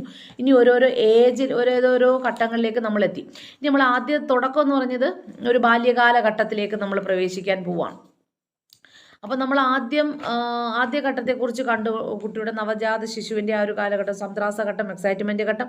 ഇനി വരുന്നത് ബാല്യകാല വൈകാരിക വികസനം. ഇത് വളരെ പ്രാധാന്യമാണ്. കാര്യം ഇവിടെ നിന്നായിരിക്കും ഏറ്റവും കൂടുതൽ ക്വസ്റ്റ്യൻസുകൾ വരാൻ ചാൻസ് കൂടുതൽ. അപ്പോൾ ബാല്യകാലം എന്ന് വെച്ചാൽ ആദ്യകാല സംദ്രാസത്തിൽ നിന്നും ജനിച്ച് 2 വ്യത്യസ്ത വൈകാരിക പ്രവാഹങ്ങൾ രൂപം കൊള്ളുന്നതായി നമ്മളിവിടെ കണ്ടു. 2 വ്യത്യസ്തം. അപ്പോൾ ഒന്നെന്ന് പറഞ്ഞാൽ ഈ ഒരു കാലഘട്ടത്തിൽ അല്ലേ നാം കണ്ടു ഈ പ്രവാഹങ്ങളിൽ ആദ്യത്തേത്. അപ്പോൾ ഈ പ്രവാഹങ്ങളിൽ നിന്നാണ് കേട്ടോ, ഈ പ്രവാഹങ്ങൾ ആദ്യത്തേത് അസ്വസ്ഥതയാണ് അല്ലേ. നമ്മൾ ആദ്യം കണ്ടിട്ടുള്ളത് ഏതാ? അസ്വസ്ഥമെൻ്റലേ കണ്ടിട്ടുള്ളത്. എക്സൈറ്റ്മെൻറ്റിൽ നിന്ന് പിന്നെ വന്ന അസ്വസ്ഥതയിൽ നിന്ന് ഉത്ഭവിച്ച് ക്രമേണ വെറുപ്പ്, കോപം, അസൂയ എന്നിവയിലൂടെ പുരോഗമിക്കുന്നു. നമ്മൾ തുടക്കത്തിൽ എക്സൈറ്റ്മെൻറ്റ് നമ്മൾ കണ്ടു. എക്സൈറ്റ്മെൻറ്റിൽ നിന്ന് പിന്നെ അവനിൽ എന്താ കണ്ടിട്ടുള്ളത്? അവനിലൊരു അസ്വസ്ഥജനകവുമായിട്ടുള്ളൊരു ഡിലൈറ്റും അസ്വസ്ഥജനകവും ഒക്കെയാണ് കണ്ടത്. പിന്നെ അവിടെ നിന്ന് ക്രമേണ മാറി അവനിൽ നിന്നൊരു പുതിയ വികാരി ബാല്യകാലത്ത് വരുന്ന വെറുപ്പ്, കോപം, അസൂയ എന്നിവയിലൂടെ പുരോഗമിക്കുന്നു. ഈ എക്സൈറ്റ്മെൻ്റാണ് അല്ലേ. ഈ പ്രവാഹത്തിൻ്റെ വൈകാരിക രൂപമാതൃക അസ്വസ്ഥകരവും പ്രവർത്തനത്തെ തടസ്സപ്പെടുത്തുന്നതുമാണ്. അപ്പോൾ ഈ ഒരു വികാരത്തിൻ്റെ രൂപമാതൃക പൊതുവിൽ പറയുന്നതാണെങ്കിൽ വെറുപ്പും കോപം അസൂയൊക്കെ എന്തിന് വഴിതെളിക്കും? നമ്മുടെ മനസ്സിനെ തന്നെ അസ്വസ്ഥജനകമാക്കി മാറ്റാം, നമ്മുടെ പ്രവർത്തനങ്ങളെ തടസ്സപ്പെടുത്താം. എന്ന് വെച്ചാൽ എവിടെ നിന്ന് ഇതൊക്കെ വന്നിട്ടുള്ളത്? സംദ്രാസത്തിൽ നിന്ന് തന്നെയാണ് രണ്ടാമത്തെ പ്രവാഹവും പൊട്ടിപ്പുറപ്പെടുന്നത്. 2 ഘട്ടങ്ങളായിട്ട് തരംതിരിക്കും നമ്മുടെ സംദ്രാസത്തിൻ്റെ പീരീഡിനെ. അപ്പോൾ സംദ്രാസത്തിൻ്റെ ആദ്യ കാലഘട്ടമാണ് ബാല്യകാലം നമ്മൾ കണ്ടിട്ടുള്ളത്. സംദ്രാസത്തിൽ നിന്ന് തന്നെയാണ് രണ്ടാമത്തെ പ്രഭാവവും രൂപപ്പെടുന്നത്. ഇത് ഉല്ലാസത്തിൽ നിന്നാണ്. അപ്പോൾ അസ്വസ്ഥതയും ഉണ്ട്, ഉല്ലാസവും ഉണ്ട്. അതാണല്ലോ നമ്മൾ അവിടെ കണ്ടിട്ടുള്ളത് തുടക്കത്തിൽ. അസ്വസ്ഥതയും ഉല്ലാസവും. അസ്വസ്ഥതയിൽ നിന്നാണ് വെറുപ്പും കോപവും അസൂയം വരുന്നത്. അസ്വസ്ഥതയിൽ നിന്നാണ് വെറുപ്പും കോപം അസൂയം വരുന്നത്. ഇനി ഡിലൈറ്റ്മെൻറ്റിൽ നിന്നാണ് എന്താ വരുന്നത്? പ്രിയം, ആനന്ദം, സന്തോഷം, അങ്ങനെ ഒരു ഉല്ലാസം. അപ്പം ഇത് രണ്ടും വരുന്ന എക്സൈറ്റ്മെൻറ്റിനെ 2ആയിട്ട് മാറ്റും അടുത്തൊരു ഘട്ടത്തിൽ. ഒന്ന് അസ്വസ്ഥതയും ഒന്ന് ഉല്ലാസവും. അസ്വസ്ഥതയിൽ നിന്നാണ് വെറുപ്പും കോപമൊക്കെ വരുന്നത്. ഉല്ലാസത്തിൽ നിന്നാണോ ആനന്ദം, പ്രിയം എന്നിങ്ങനെ ആയി മുന്നേറുന്നു. ഈ വൈകാരിക രൂപമാതൃകൾ സന്തോഷപ്രദവും ഉദ്ഗ്രഥനത്തെ സഹായിക്കുന്നതുമാണ്. ഇപ്പോൾ ഈ ഇത്തരത്തിലുള്ള വൈകാരിക വികസനമൊക്കെ തന്നെ എങ്ങനെയുള്ളതാണ്? സന്തോഷപ്രദവും ഉദ്ഗ്രഥനത്തെ സഹായിക്കുന്നതുമാണ് എന്ന് നമുക്ക് മനസ്സിലാക്കാവുന്നതുമാണ്. ഇനി നമുക്ക് ഈ ഒരു ബാല്യകാലത്തെ വിവിധങ്ങളായിട്ടുള്ള വൈകാരിക വ്യവസ്ഥകൾ നമ്മൾ പഠിക്കണം. ഒന്ന് ഭയം. നമ്മൾ ഓൾറെഡി പഠിച്ചല്ലോ. ഭയം എപ്പോഴാണ് വരുന്നത് നമ്മൾ കണ്ടു കഴിഞ്ഞു. ഈ ഒരു എക്സൈറ്റ്മെൻറ്റ് പീരീഡിൻ്റെ മറ്റൊരു വികാരമാണ് ഭയം എന്ന് പറയുന്നത്. അപ്പോൾ ശ്രദ്ധിക്കുക. അപ്പോൾ കുട്ടികളുടെ ബാല്യകാലത്തിൽ കണ്ട വൈകാരിക രൂപമാതൃക എന്ത് ചെയ്യും? പിൽക്കാലത്ത് ഒരു സന്തോഷപ്രദവും ഉദ്ഗ്രഥനത്തെ സഹായിക്കുകയും ചെയ്തു. അങ്ങനെ മുന്നേറിക്കൊണ്ട് പോകും. അപ്പോൾ ഇനി നമുക്ക് വരുന്ന അവിടുത്തെ ഒരു ഏറ്റവും പ്രധാനപ്പെട്ട ഒരു പോയിൻ്റാണ് ഭയം. നിസ്സാരമായ ശങ്ക തൊട്ട് സ്തംഭിക്കുന്ന ഭീതി വരെ ഇതിൽ വ്യാപിച്ചിരിക്കുന്നു. ഏതിലാ? കുട്ടികൾക്കുണ്ടാകുന്ന ഭയം എന്ന് വെച്ചാൽ നിസ്സാരമായിട്ടുള്ള ചില ശങ്കകളുണ്ടല്ലോ നമുക്ക്. ആ വരുന്ന ശങ്ക തൊട്ട് നമ്മളെ സ്തംഭിക്കുന്ന, നമ്മുടെ മനസ്സിനെ തീവ്രമായിട്ട് അസ്വസ്ഥപരമാക്കുന്ന ഭീതി വരെ ഞങ്ങൾക്ക് ജനിക്കാം. ഭയം മൂലം വിക്ഷേപജനകമായ സാഹചര്യത്തിൽ നിന്ന് പിൻവലിയാൻ വ്യക്തി പ്രേരിതമാകുന്നു. മനസ്സിലാവും? ഒരു ഭയം വന്നു കഴിഞ്ഞാൽ അവിടെ എന്താ ചെയ്യുന്നത്? ഒരു ഭയം ജനിച്ചാൽ വിക്ഷോഭജനകമായ സാഹചര്യത്തിൽ നിന്ന് തന്നെ നമ്മളെ പിൻവലിയാൻ വ്യക്തിയെ എന്ത് ചെയ്യുന്നു? പ്രേരിതമാക്കുന്നു. ഭയം ഉള്ളത് കൊണ്ട് മാത്രം, അല്ലേ? കുട്ടിയുടെ സന്തോഷകരമല്ലാത്ത അനുഭവങ്ങളെയാണ് ഭയത്തിന് കാരണക്കാരനാകുന്നത്. അപ്പോൾ ഭയം എന്ന് പറയുന്നത് എന്താ? കുട്ടിയുടെ ഒരു അസ്വസ്ഥജനമാകുന്ന അവസ്ഥ എന്ന് വെച്ചാൽ കുട്ടികളുടെ സന്തോഷകരമല്ലാത്ത അനുഭവം എന്ന് പറയുമ്പോൾ അവിടെ എനിക്ക് നേടാൻ കഴിയുന്ന ഏതാ പറഞ്ഞിട്ടുള്ളത്? ആ ഭയമാണ്. ചില ഭയങ്ങൾ ഉച്ചമായ ശബ്ദം എന്ന് വെച്ചാൽ കുട്ടികൾക്ക് ഉണ്ടാകുന്ന ഭയം ഉണ്ടല്ലോ, ഉച്ചമായ ശബ്ദത്തെ നമ്മൾ ഭയക്കാം, അല്ലെ? പിന്നെ തീക്ഷ്ണമായ പ്രകാശത്തെ നമ്മൾ ഭയക്കാം. ചെറിയ കുട്ടികളാണ് ഞാൻ പറഞ്ഞത്. തുടങ്ങിയ പ്രത്യക്ഷ അനുഭവങ്ങളിൽ നിന്നായിരിക്കാം നമുക്ക് സ്റ്റാർട്ടിങ് ടൈമിൽ നമുക്ക് ഭയം എന്ന് പറയുന്ന ഒരു വികാരം കുട്ടികൾ ഉണ്ടാകുന്നത്. ചില ഭയം നമ്മൾ കുട്ടികൾ വളരെ കുഞ്ഞു ശിശുവായിരിക്കുന്ന സമയത്ത് തന്നെ നമ്മൾ കേൾക്കുന്ന വലിയ ഉച്ചത്തിലുള്ള ശബ്ദം, അപ്പോൾ അവനൊരു ഭീതി ഉണ്ടാകും, ഭയമിടാകും. അവിടെ തുടങ്ങുന്നു. പിന്നെ തീക്ഷ്ണമായ പ്രകാശം കാണുമ്പോൾ ഭയം, അങ്ങനെയുള്ള ആ വികാരം അവനിൽ തന്നെ ഉണ്ടായി കിടക്കാം. പിന്നെ മറ്റുള്ളവ ഭയസൃഷ്ടികളാണത്രേ. അതായത് ഇരുട്ട്, ഭയസൃഷ്ടികളാണ് പിന്നെ വരുന്നത്. ഇരുട്ട് അതൊരു സൃഷ്ടിയായിട്ടുള്ള രൂപമാണ്. മൃഗങ്ങൾ, പ്രേതങ്ങൾ, മോഷ്ടാക്കൾ, അസ്ഥികൂടങ്ങൾ തുടങ്ങിയവുമായി ബന്ധപ്പെട്ടുള്ള ഭയം, അത് മറ്റൊരു തരം ഭയമാണ്. അപ്പോൾ ഇവയൊക്കെ തന്നെ അനുബന്ധനങ്ങളിലൂടെ ആർജിക്കുന്നു. അനുബന്ധനം എന്ന് വെച്ചാൽ എന്താ? ഒരു ചോദനവും പ്രതികരണവും കൂടിച്ചേരുമ്പോഴാണ് അനുബന്ധനത്തിന് ഇടയാകുന്നത്. എൻ്റെ ഭയമെന്നുള്ള വികാരം എനിക്ക് വരുന്നത് എങ്ങനെയാണ്? ആ ഒരു പ്രതികരണവും കൂടി ചേരുമ്പോഴാണ്. അപ്പോൾ അനുബന്ധനത്തിന് വിധേയമാകുന്നത് എന്താണ്? ചോദകവും പ്രതികരണവും ചേരുമ്പോഴാണ് അനുബന്ധനത്തിന് വിധേയമാകും. ഇവ തമ്മിൽ കൂട്ടിയിണക്കണം ഞാൻ, അല്ല? ഭയമെന്നുള്ള വികാരം അനുബന്ധനത്തിന് ഇടയാക്കണം. അതായത് ചോദകവും പ്രതികരണവും കൂടി ചേരണം. അതാണ് അനുബന്ധനം. അനുബന്ധന സിദ്ധാന്തം, കണ്ടീഷൻ്റെ തിയറി നമ്മൾ പഠിച്ചിട്ടുണ്ടല്ലോ, അല്ലെ? ഇവാൻ പാവ്ലോ കൊണ്ടുവന്ന അനുബന്ധന സിദ്ധാന്തം, പൗരാണിക അനുബന്ധന സിദ്ധാന്തം. പറയുന്ന പോലെ. അപ്പം ഞാനിവിടെ പറഞ്ഞതേ ഉള്ളൂ. അനുബന്ധനം എന്ന് പറയുമ്പോൾ അതാണ്. അപ്പോൾ ഇവിടെ എൻ്റെ ഭയം എന്നറിയുന്ന വികാരം എന്നിലേക്ക് വരുന്നത് അങ്ങനാണ്, അല്ലേ? ഇത് ഞാൻ പിന്നെ കുറച്ച് എൻ്റെ ഭാവന സൃഷ്ടികൾ അത് യഥാർത്ഥത്തിലുണ്ടോ? ഇല്ല. പ്രേതം, ഈ പറയുന്ന മോഷ്ടാക്കൾ, അതിലൊക്കെ തന്നെ ഞാനൊരു ഭയപ്പാട് ഉണ്ടാക്കിയെടുത്തിരിക്കുക. ഇതാണ് എൻ്റെ ഭയസൃഷ്ടികൾ എന്നറിയപ്പെടുന്നത്. അപ്പോൾ ഇവിടെ ഇപ്പം ഇത്തരം ഭയസൃഷ്ടികളിലൂടെ ഉള്ള ഭയം അനുബന്ധനത്തിലൂടെയാണ് ഞാൻ ആർജിക്കുന്നത്. ഞാൻ തന്നെ എന്ന് വെച്ചാൽ എൻ്റെ വികാരങ്ങളിൽ നിന്ന് ഞാൻ ഉണ്ടാക്കിയെടുക്കുന്ന അതാണ് അനുബന്ധം. ഇപ്പം അങ്ങനെ ആ പേടി എൻ്റെ മനസ്സിലൂടെ അങ്ങ് തീവ്രമായി പതിയും. അതാണ് എൻ്റെ മനസ്സിലൂടെ അനുബന്ധനത്തിന് പാത്രമാകാം, പ്രത്യക്ഷത്തിൽ എനിക്ക് നേരിടുന്ന ചില അനുഭവങ്ങളിലൂടെ. അങ്ങനെ അനുബന്ധനത്തിന് ബാധിതമാകുന്ന ചില ഉദാഹരണങ്ങളിലേക്ക് നമുക്ക് കിടക്കാം. വിദ്യാലയ ജീവിതം ആരംഭിക്കുന്നതോടെ അകത്തെ പറ്റിയുള്ള സ്വന്തം അവസ്ഥകളെക്കുറിച്ചുമുള്ള ഭയം ഗണ്യമായി വർദ്ധിക്കും, അല്ലേ? നമ്മൾ ഏറ്റവും കൂടുതൽ നമുക്ക് ഭയപ്പാട് ഉണ്ടാകുന്ന പിന്നെ എവിടെ? നമ്മുടെ വിദ്യാലയത്തിലായിരിക്കും. അപ്പോൾ വിദ്യാലയത്തിൽ വരുന്നതോടുകൂടിയാണ് ഏറ്റവും വലിയ നമ്മുടെ ഭയം എന്നുള്ളൊരു വികാരം നമുക്ക് അവിടെ എത്തിച്ചേരുന്നത്, അല്ലേ? വിദ്യാലയ ജീവിതം ആരംഭിക്കുന്നതോടെ അകത്തെ പറ്റിയുള്ള സ്വന്തം, അല്ലെങ്കിൽ ഞാൻ ആരാണ്, എൻ്റെ കുറച്ച് കാര്യങ്ങളും ഒക്കെ തന്നെ എൻ്റെ എൻ്റെ അകത്തെക്കുറിച്ചുള്ള സ്വന്തം ബോധം, അതായത് ഞാൻ ആരാണ്, എൻ്റെ അകം എന്താണ്, എൻ്റെ ആ വികാരങ്ങളൊക്കെ എനിക്ക് തോന്നി തുടങ്ങാം. ആ അവസ്ഥകളെക്കുറിച്ചുള്ള ഭയം ഗണ്യമായി വർദ്ധിക്കുന്നു. ഭയത്തിൻ്റെ വികസനത്തിൽ ലിംഗഭേദങ്ങൾ കണ്ടെത്തിയിട്ടുണ്ട്. എന്ന് വെച്ചാൽ ലിംഗഭേദത്തിൽ അടിസ്ഥാനമാണ് ഈ ഭയം. എന്ന് വെച്ചാൽ എന്താ അർത്ഥമാക്കുന്നത്? പെൺകുട്ടികൾക്കാണ് കൂടുതൽ ഭയങ്ങൾ, അല്ലേ? നമുക്ക് ആൺകുട്ടികൾക്ക് സ്വാഭാവികമായിട്ട് നമ്മൾ തന്നെ അറിയാം, ഭയം തീരെ കുറവായിരിക്കും. നമ്മളിപ്പോൾ ആൺകുട്ടിയും പെൺകുട്ടിയും ഒരു യാത്ര പോവാണ്, അല്ലേ? അങ്ങനെ പോകുന്ന സമയത്ത് നമുക്ക് ആൺകുട്ടികളാണ് മുന്നേ നടക്കുന്നത്. കാര്യം എന്താ? അവർക്ക് ഭയം എന്നുള്ള വികാരം വളരെ കുറവായിരിക്കാം. പെൺകുട്ടികളിലാണ് നമ്മൾ ഭയപ്പാട് ഏറ്റവും അധികം കാണുന്നത്. സോ പെൺകുട്ടികൾക്കാണ് കൂടുതൽ ഭയങ്ങൾ. ആൺകുട്ടികൾക്ക് വന്യമൃഗങ്ങളെ ഭയക്കുമ്പോൾ, എന്നാൽ വന്യമൃഗങ്ങളെ ഭയക്കുന്ന ആൺകുട്ടികൾ, പെൺകുട്ടികൾ ചെറുപ്രാണികളെ പോലും ഭയക്കുന്നു, അല്ല? ചെറുപ്രാണികളെ മറ്റൊന്നും തന്നെ ആര് ഭയക്കുന്നില്ല? ആൺകുട്ടികൾ ഭയക്കുന്നില്ല. എന്നാൽ പെൺകുട്ടികളാണെങ്കിൽ ചെറുപ്രാണികളെ മുതൽ വന്യമൃഗങ്ങളെ വരെ ഭയക്കുന്നു. അപ്പോൾ അത്രയധികം വലിയ തീവ്ര വികാരങ്ങളാണ്. ഭയമെന്നുള്ള വികാരം കൂടുതൽ അസ്വസ്ഥജനകമാക്കുന്ന പെൺകുട്ടികൾക്കാണ്. ഈ വികാരത്തിൽ കൂടുതൽ അടിമപ്പെട്ടു പോകുന്നത് പെൺകുട്ടികളാണ്. മനസ്സിലാവുന്നില്ല? അപ്പോൾ ഭയത്തെക്കുറിച്ച് മനസ്സിലായെന്ന് തോന്നുന്നു. ഇനി വരുന്നത് കുട്ടി വളരും തോറും, ഇനി നമ്മൾ പറയുന്ന ഈ ഭയം എന്നറിയപ്പെടുന്ന വികാരം, കുട്ടി വളരും തോറും ഭയങ്ങളുടെ എണ്ണവും തരവും വർദ്ധിക്കുന്നു, പല വിധത്തിലേക്ക് വരാം. അതായത് ശിശുക്കളോടുള്ള പിന്നെ പ്രായപൂർത്തിയായവരോടുമുള്ള താരതമ്യം ചെയ്യുമ്പോൾ ശിശുക്കളുടെ ഭയം, നമ്മളിപ്പോൾ ഒരു ശിശുവിനെയും പ്രായപൂർത്തിയായെന്ന് രണ്ട് വ്യക്തികൾ എടുത്തു, ഇവരുടെ രണ്ടുപേരെ ഭയം ഒരുപോലെ ആയിരിക്കുമോ? ഇല്ല. പിന്നെ ബാലികാ ബാലന്മാർ ഒട്ടനവധി വസ്തുക്കളെ ഭയക്കുന്നതായിട്ട് നമുക്ക് കാണാം. അല്ലെ, ബാലികാ ബാലന്മാർ ഇപ്പോൾ ചെറിയൊരു ശബ്ദം കേട്ടാലും തീവ്രമായിട്ടുള്ളൊരു പിന്നെ പ്രകാശം കേട്ടാലും ഒക്കെ തന്നെ അവർക്ക് ഭയം വരും. അല്ല, ഭയം വരാം. ആ ഭയത്തിൻ്റെ പ്രതികരണങ്ങൾ പല ഘടകങ്ങളെ ആശ്രയിച്ചിരിക്കും. ആരോഗ്യം, ശാരീരിക സ്ഥിതി, മുൻ അനുഭവങ്ങൾ, അപകടങ്ങൾ വേർതിരിച്ചറിയാനുള്ള ശേഷി എന്നിങ്ങനെയുള്ള വിവിധമായിട്ടുള്ള ഘടകങ്ങളെ ആശ്രയിച്ചിരിക്കും ഭയത്തിൻ്റെ ഭയം എന്നറിയപ്പെടുന്ന വികാരത്തിൻ്റെ അടിസ്ഥാനങ്ങൾ. അപ്പോൾ ഭയത്തിൻ്റെ ഘടകങ്ങൾ വിവിധങ്ങളെ ആശ്രയിച്ചിരിക്കും, അല്ലെങ്കിൽ ഭയം എന്നറിയപ്പെടുന്ന പ്രതികരണം, നമുക്കൊരു പ്രതികരണമാണല്ലേ, നമ്മുടെ പ്രതികരണമാണ്. ആ പ്രതികരണം വിവിധങ്ങളായുള്ള ഘടകങ്ങളെ ആശ്രയിച്ചിരിക്കും. അത് ഏതൊക്കെ പറഞ്ഞിട്ടുള്ളത്? ആരോഗ്യം, ശാരീരിക സ്ഥിതി, മുൻ അനുഭവം. എന്ന് വെച്ചാൽ എനിക്ക് മുന്നേ എനിക്കൊരു അനുഭവം ഉണ്ടായി, എൻ്റെ മനസ്സിൽ ഒരു ഭയം എന്ന വികാരം, അത് എൻ്റെ മനസ്സിൽ ഇങ്ങനെ കിടക്കാണ്, അത് എന്നിലേക്ക് ഭയപ്പാടുണ്ടാക്കാം. അപ്പോൾ ഈ മുന്നനുഭവങ്ങൾ, അപകടങ്ങൾ വേർതിരിച്ചറിയാനുള്ള ശേഷി എന്നിങ്ങനെയുള്ള ഭയജനകമായ ചോദകത്തോടുള്ള ശിശുവിൻ്റെ പ്രതികരണം ശിശുവിൻ്റെ കായികവും മാനസികവുമായ സ്ഥിതിയെ ആശ്രയിച്ചിരിക്കും. അല്ലേ? അപ്പോൾ നമുക്കറിയാം, ഈ ഭയം എന്നുള്ള പറയുന്ന വികാരം അവൻ്റെ ശാരീരികവും മാനസികവുമായിട്ടുള്ള എന്താ പറയുന്ന ചുറ്റുപാടുകളെയും ആശ്രയിച്ചിരിക്കും എന്നാണ് പറഞ്ഞിട്ടുള്ളത്. എന്ന് വെച്ചാൽ നമുക്കറിയാം, എന്ന് വെച്ചാൽ ശാരീരികമായിട്ടുള്ളതെന്ന് വെച്ചാൽ നമുക്കൊരു എന്താണ്, ശാരീരികമായിട്ടുള്ള ഒത്തിരി എന്താണ് ഫിസിക്കൽ ഫിറ്റ്നസ് ഒക്കെ ഉള്ള കുട്ടിയെ സംബന്ധിച്ചിടത്തോളം ഈ ഭയം എന്നുള്ള വികാരം അവന് കുറച്ച് പിന്നാലെ നിൽക്കും. ഇനി കുട്ടി വളരുന്ന ഒരു പ്രായപൂർത്തിയാകുന്ന കുട്ടിയെ സംബന്ധിച്ച് ചെറിയ കുട്ടിയുടെ ഒരു ഭയമായിരിക്കില്ല അവനുണ്ടാവുന്നത്, കുറച്ച് ഭയപ്പാട് കുറവായിരിക്കും. അങ്ങനെയുള്ള ആ വികാരം അത് ശാരീരികമാവും മാനസികവുമാകും, ഇത് രണ്ട് തലത്തെയും ഭയം ബാധിച്ചിരിക്കാം. അല്ല, ഇതിലൂടെ നമുക്ക് വേർതിരിച്ചറിയാൻ കഴിയും.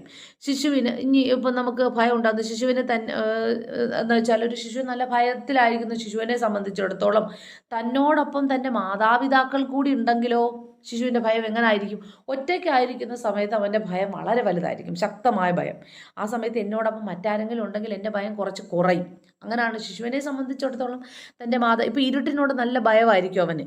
ആ സമയത്ത് ആ ഇരുട്ടത്ത് തൻ്റെ മാതാപിതാക്കൾ കൂടി തന്നോട് ഉണ്ടെങ്കിലോ ആ ഭയം കുറച്ച് കുറഞ്ഞിരിക്കും. അല്ലേ, അച്ഛനമ്മമാരോടൊപ്പം അവൻ്റെ ഉള്ള അവസരത്തിൽ അവൻ്റെ ഭയപ്പാട് ആ ഒരു ഭയത്തിൻ്റെ ലക്ഷണമൊക്കെ തന്നെ അവൻ കാണിച്ചെന്ന് തന്നെ വരില്ല, എന്ന് തന്നെ വരാം. അതേസമയം അച്ഛനമ്മമാർ തന്നെ ഭയം കാണിച്ചു, ഈ ഇരുട്ടിനെ അച്ഛനമ്മമാർ ഭയന്നാലോ അവൻ്റെ ഭയം എങ്ങനെ ആയിരിക്കും? അതിലും അപ്പുറമായിരിക്കും. അപ്പം മനസ്സിലായല്ലോ. അപ്പോൾ നമ്മൾ ആ ഭയമെന്നറിയപ്പെടുന്ന ഒരു സൃഷ്ടി, ആ ഒരു വികാരം നമ്മൾ കുട്ടികളിലേക്ക് എത്തിക്കുകയാണ് ചെയ്യുന്നത്. യഥാർത്ഥത്തിൽ ആ ഒരു ഭയം എന്ന് പറയുന്ന വികാരം നമ്മൾ കുട്ടികളിലേക്ക് ഇഞ്ചെക്ട് ചെയ്തെടുക്കുകയാണ് ചെയ്യുന്നത്. ഇല്ലാതെ ഭയം അല്ലേ നമുക്ക്, അപ്പം നമ്മൾ അമ്മമാർ പറയും, ഇരുട്ട് പോകരുത്, പേടിയുണ്ട് അവിടെ പോരുത് എന്ന് പറയുന്ന വികാരം നമ്മളിലേക്ക് വളരെ കുഞ്ഞായിരിക്കുമ്പോൾ നമ്മളിങ്ങനെ വികസിച്ചുകൊണ്ടിരിക്കുകയാണ് അല്ലേ. ഇല്ല, നമ്മൾ യഥാർത്ഥത്തിൽ ഈ ഭയം എന്ന് പറയപ്പെടുന്ന വികാരത്തെ നമ്മൾ നേരിട്ട് കണ്ട് മനസ്സിലാക്കിയിട്ടുണ്ടോ? ഇല്ല. പക്ഷെ നമ്മുടെ മനസ്സിലുള്ള ആ വികാരം, ഭയം എന്നുള്ള വികാരം കുട്ടിയായിരിക്കുമ്പോഴേ നമ്മളിലേക്ക് എത്തിക്കുകയാണ് ചെയ്യുന്നത് അല്ലേ. ഇങ്ങനൊരു അവിടെ പോകരുത്, അവിടെ അങ്ങനാണ് എന്നൊരു വികാരം നമ്മളിലേക്ക് എത്തിക്കുകയാണ് ചെയ്യുന്നത്. അത് യഥാർത്ഥത്തിൽ അതില്ല. അതാണ് ഭയസൃഷ്ടികൾ എന്ന് നേരത്തെ പറഞ്ഞിരിക്കുന്നത്. അപ്പോൾ ഇവിടെ മാതാപിതാക്കൾ കൂടെ ഉണ്ടെങ്കിലോ അവന് ഭയത്തിൻ്റെ ലക്ഷണം തന്നെ അവൻ കാണിക്കണമെന്നുമില്ല. അപ്പോൾ ഇതൊക്കെ മനസ്സിലായല്ലോ. പിന്നെ അതുപോലെ തന്നെയാണ് നമ്മൾ പറയുന്ന നമ്മുടെ സ്കൂളിലായിരിക്കുമ്പോഴത്തേക്കും അല്ലേ, ചില പ്രത്യേക അവസ്ഥകളോടല്ല ചില അധ്യാപകന്മാരോട് നമ്മൾ കാണിക്കുന്ന ഭയം അല്ലെ, ആ അധ്യാപകനോടായിരിക്കില്ല, അത് ആ ഒരു അധ്യാപകനോട് തോന്നുന്ന ഭയം ഇത് പല ലെവലിൽ നമുക്ക് കുട്ടിയെ ബാധിക്കാം. പിൽക്കാലത്ത് ആ സബ്ജക്റ്റിനോട് തന്നെ എനിക്ക് ഭയം വരാം. കാര്യം എന്താ, അധ്യാപകൻ്റെ ആ ഒരു അപ്പിയർനെസ്സും ഒക്കെ തന്നെ എനിക്ക് ഭയം വരും. അപ്പോൾ എനിക്ക് എനിക്ക് ആ സബ്ജക്റ്റിനെ തന്നെ പേടി വരും, എനിക്ക് അതിനെ പഠിക്കുമ്പോൾ തന്നെ ഭയം വരും. ഇങ്ങനെ പലതരത്തിലാണ് കുട്ടികളുടെ ഭയങ്ങൾ നമ്മൾ മനസ്സിലാക്കുന്നത്. മനസ്സിലായല്ലോ. ഇനി ഭയങ്ങളെ നേരിടാനുള്ള തന്ത്രങ്ങൾ കുട്ടികളെ, ഇനി നമുക്ക് വേണ്ടിയിട്ടുള്ള എന്താണ്, ഈ ഒരു വികാരത്തെ പരമാവധി മാറ്റിയെടുക്കുക എന്നുള്ളതാണ്. അപ്പോൾ ഭയത്തിനെ നേരിടാനുള്ള തന്ത്രങ്ങൾ കുട്ടികളെ നമ്മൾ ഓൾറെഡി അഭ്യസിപ്പിച്ചെടുക്കുക. അഭ്യസിപ്പിച്ചെടുക്കുകയാണ് നമ്മൾ നമുക്കറിയാം, വിദ്യാഭ്യാസം നമ്മൾ നേടിയെടുക്കുന്നത് നമ്മളിലുണ്ടാകുന്ന മാറ്റമാണ്. അത് ബിഹേവിയറൽ ചേഞ്ചസ് ആണ് ഉണ്ടാകുന്നത്. നമുക്ക് അതുവരെ ഉണ്ടാകുന്ന നമ്മുടെ പറയുന്ന ഈർഷ്യയും അസൂയയും ഒക്കെയുള്ള വികാരങ്ങളൊക്കെ നമ്മളങ്ങ് മാറി നമ്മൾ അല്ലേ, അങ്ങനെ നമ്മളൊരു പുതിയ വ്യക്തിത്വത്തിന് ഒരു പുതിയ ഐഡൻറ്റിറ്റി നമ്മൾ നേടിയെടുക്കുന്ന വിദ്യാഭ്യാസത്തിലൂടെയാണ്. സോ ഭയങ്ങളെ നേരിടാനുള്ള തന്ത്രങ്ങൾ കുട്ടികളെ അഭ്യസിപ്പിക്കുക വിദ്യാഭ്യാസത്തിൻ്റെ തന്നെ ധർമ്മമാണ്. ചില ഭയങ്ങളുടെ കാര്യത്തിൽ ഭയ കാരണം തന്നെ ഒഴിവാക്കുകയാണ് ഉചിത തന്ത്രം. ഭയത്തിൻ്റെ അപ്പം നമ്മൾ ഭയം ഉണ്ടാക്കാനുള്ള കാരണമാണ്. എന്തുകൊണ്ടാണ് നീ അവിടെ ഭയക്കുന്നേ? കുട്ടി ആ ഒരു അധ്യാപകനെ ആ ഒരു മാഷിനെ ഭയക്കുന്നു. അതെന്താ ഭയക്കാൻ കാര്യം? അപ്പോൾ മാഷിൻ്റെ അപ്പിയറൻസ് യഥാർത്ഥത്തിൽ മാഷ ആണോ? അല്ല, മാഷിൻ്റെ ആ ഒരു അപ്പിയറൻസ് ആയിരിക്കും, ആ അധ്യാപകൻ്റെ അപ്പിയറൻസ് ആയിരിക്കും കാണാനില്ലേ തന്നെ ഇത് ഭയപ്പം. അപ്പോൾ ഈ കുട്ടിക്ക് പറയുന്നതൊക്കെ തന്നെ ഭയം വരാം. അപ്പോൾ നമുക്കത് കണ്ടെത്തി അവൻ എന്തുകൊണ്ടാണ് അത് ഭയക്കുന്നു എന്ന് നമ്മൾ കണ്ടെത്തി ആ ഒരു കാരണം നമ്മൾ എടുത്തങ്ങ് കളഞ്ഞു. കുറച്ച് കഴിയുമ്പോൾ അവനിൽ നിന്നും എനിക്കിനി ഭയപ്പാട് തന്നെയില്ല. ഒരു ഒരു വലിയൊരു ശബ്ദം കേൾക്കുന്ന കുട്ടി അല്ലേ, കുട്ടിയുടെ ഭയം അത് എന്തുകൊണ്ടാണ് നീ ഭയക്കുന്നത്? ആ ഒരു ശബ്ദം കേട്ടിട്ടാണ് ഞാൻ. അപ്പോൾ ആ ശബ്ദം അവന് തോന്നുന്നു മറ്റെന്തോ ആണ് എന്നുള്ളതാണ് എനിക്ക് ആ ശബ്ദം. പക്ഷേ എനിക്ക് ആ ഒരു ശബ്ദത്തെ എനിക്ക് മനസ്സിലാക്കി, ഇതാണ് കാര്യം. അപ്പം നമുക്ക് അതിൻ്റെ കാര്യം നമ്മൾ കണ്ടെത്തി കുട്ടിയോട് നമ്മൾ പറയുകയാണ് ഷെയർ. പിന്നെ എനിക്ക് ഇതായിരുന്നല്ലേ ഞാൻ ഭയന്ന. അപ്പോൾ ഇതിൽ കാര്യമില്ല. അപ്പോൾ നമ്മൾ ആ ഒരു ഭയം എന്നൊരു വികാരത്തെ നമ്മൾ മാറ്റിയെടുക്കുക.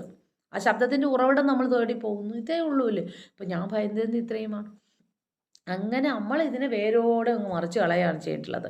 ഇതാണ് ഈ ഭയം എന്ന് പറയുന്ന ഒരു വൈകാരിക അവസ്ഥയാണെന്ന് നമ്മൾ മനസ്സിലാക്കുക. ആ ഭയത്തെ തുടച്ചു നീക്കാനാണ് വിദ്യാഭ്യാസത്തിൻ്റെ ധർമ്മം. അപ്പോൾ അധ്യാപകരെ ഇവയെ തുടച്ചു നീക്കുകയാണ് അധ്യാപകരുടെ ധർമ്മം എന്നുള്ളത്. ഓക്കെ, ഇനി വരുന്നത് ആകുലത അഥവാ വറീസാണ്. ആകുലത ഭയത്തിൻ്റെ സാങ്കല്പിക രൂപമാണ്. ആകുലത എന്ന് വെച്ചാൽ ഒരു വറി, നമുക്ക് എന്തിനോടൊരു ആകുലത, ഇനി എന്താകും, അയ്യോ അസ്വസ്ഥത, ആകുലത, വറി അല്ലേ, ഒരു സാങ്കല്പം. അത് സൃഷ്ടിക്കുന്നത് യഥാർത്ഥ ചോദകമല്ല. അത് യഥാർത്ഥ ചോദകമാണോ ഈ വറി സൃഷ്ടിക്കുന്നത്? അല്ല, മറിച്ച് സാങ്കല്പിക, അവിടെയും ഞാൻ പറഞ്ഞല്ലോ ഈ ഭയത്തെ പോലെ തന്നെ ഒരു സാങ്കല്പിക അവസ്ഥയാണ്. നമ്മളിങ്ങനെ അസ്വസ്ഥജനകമായിട്ട് വറിയായിട്ടിരിക്കാൻ കാര്യം എന്താ?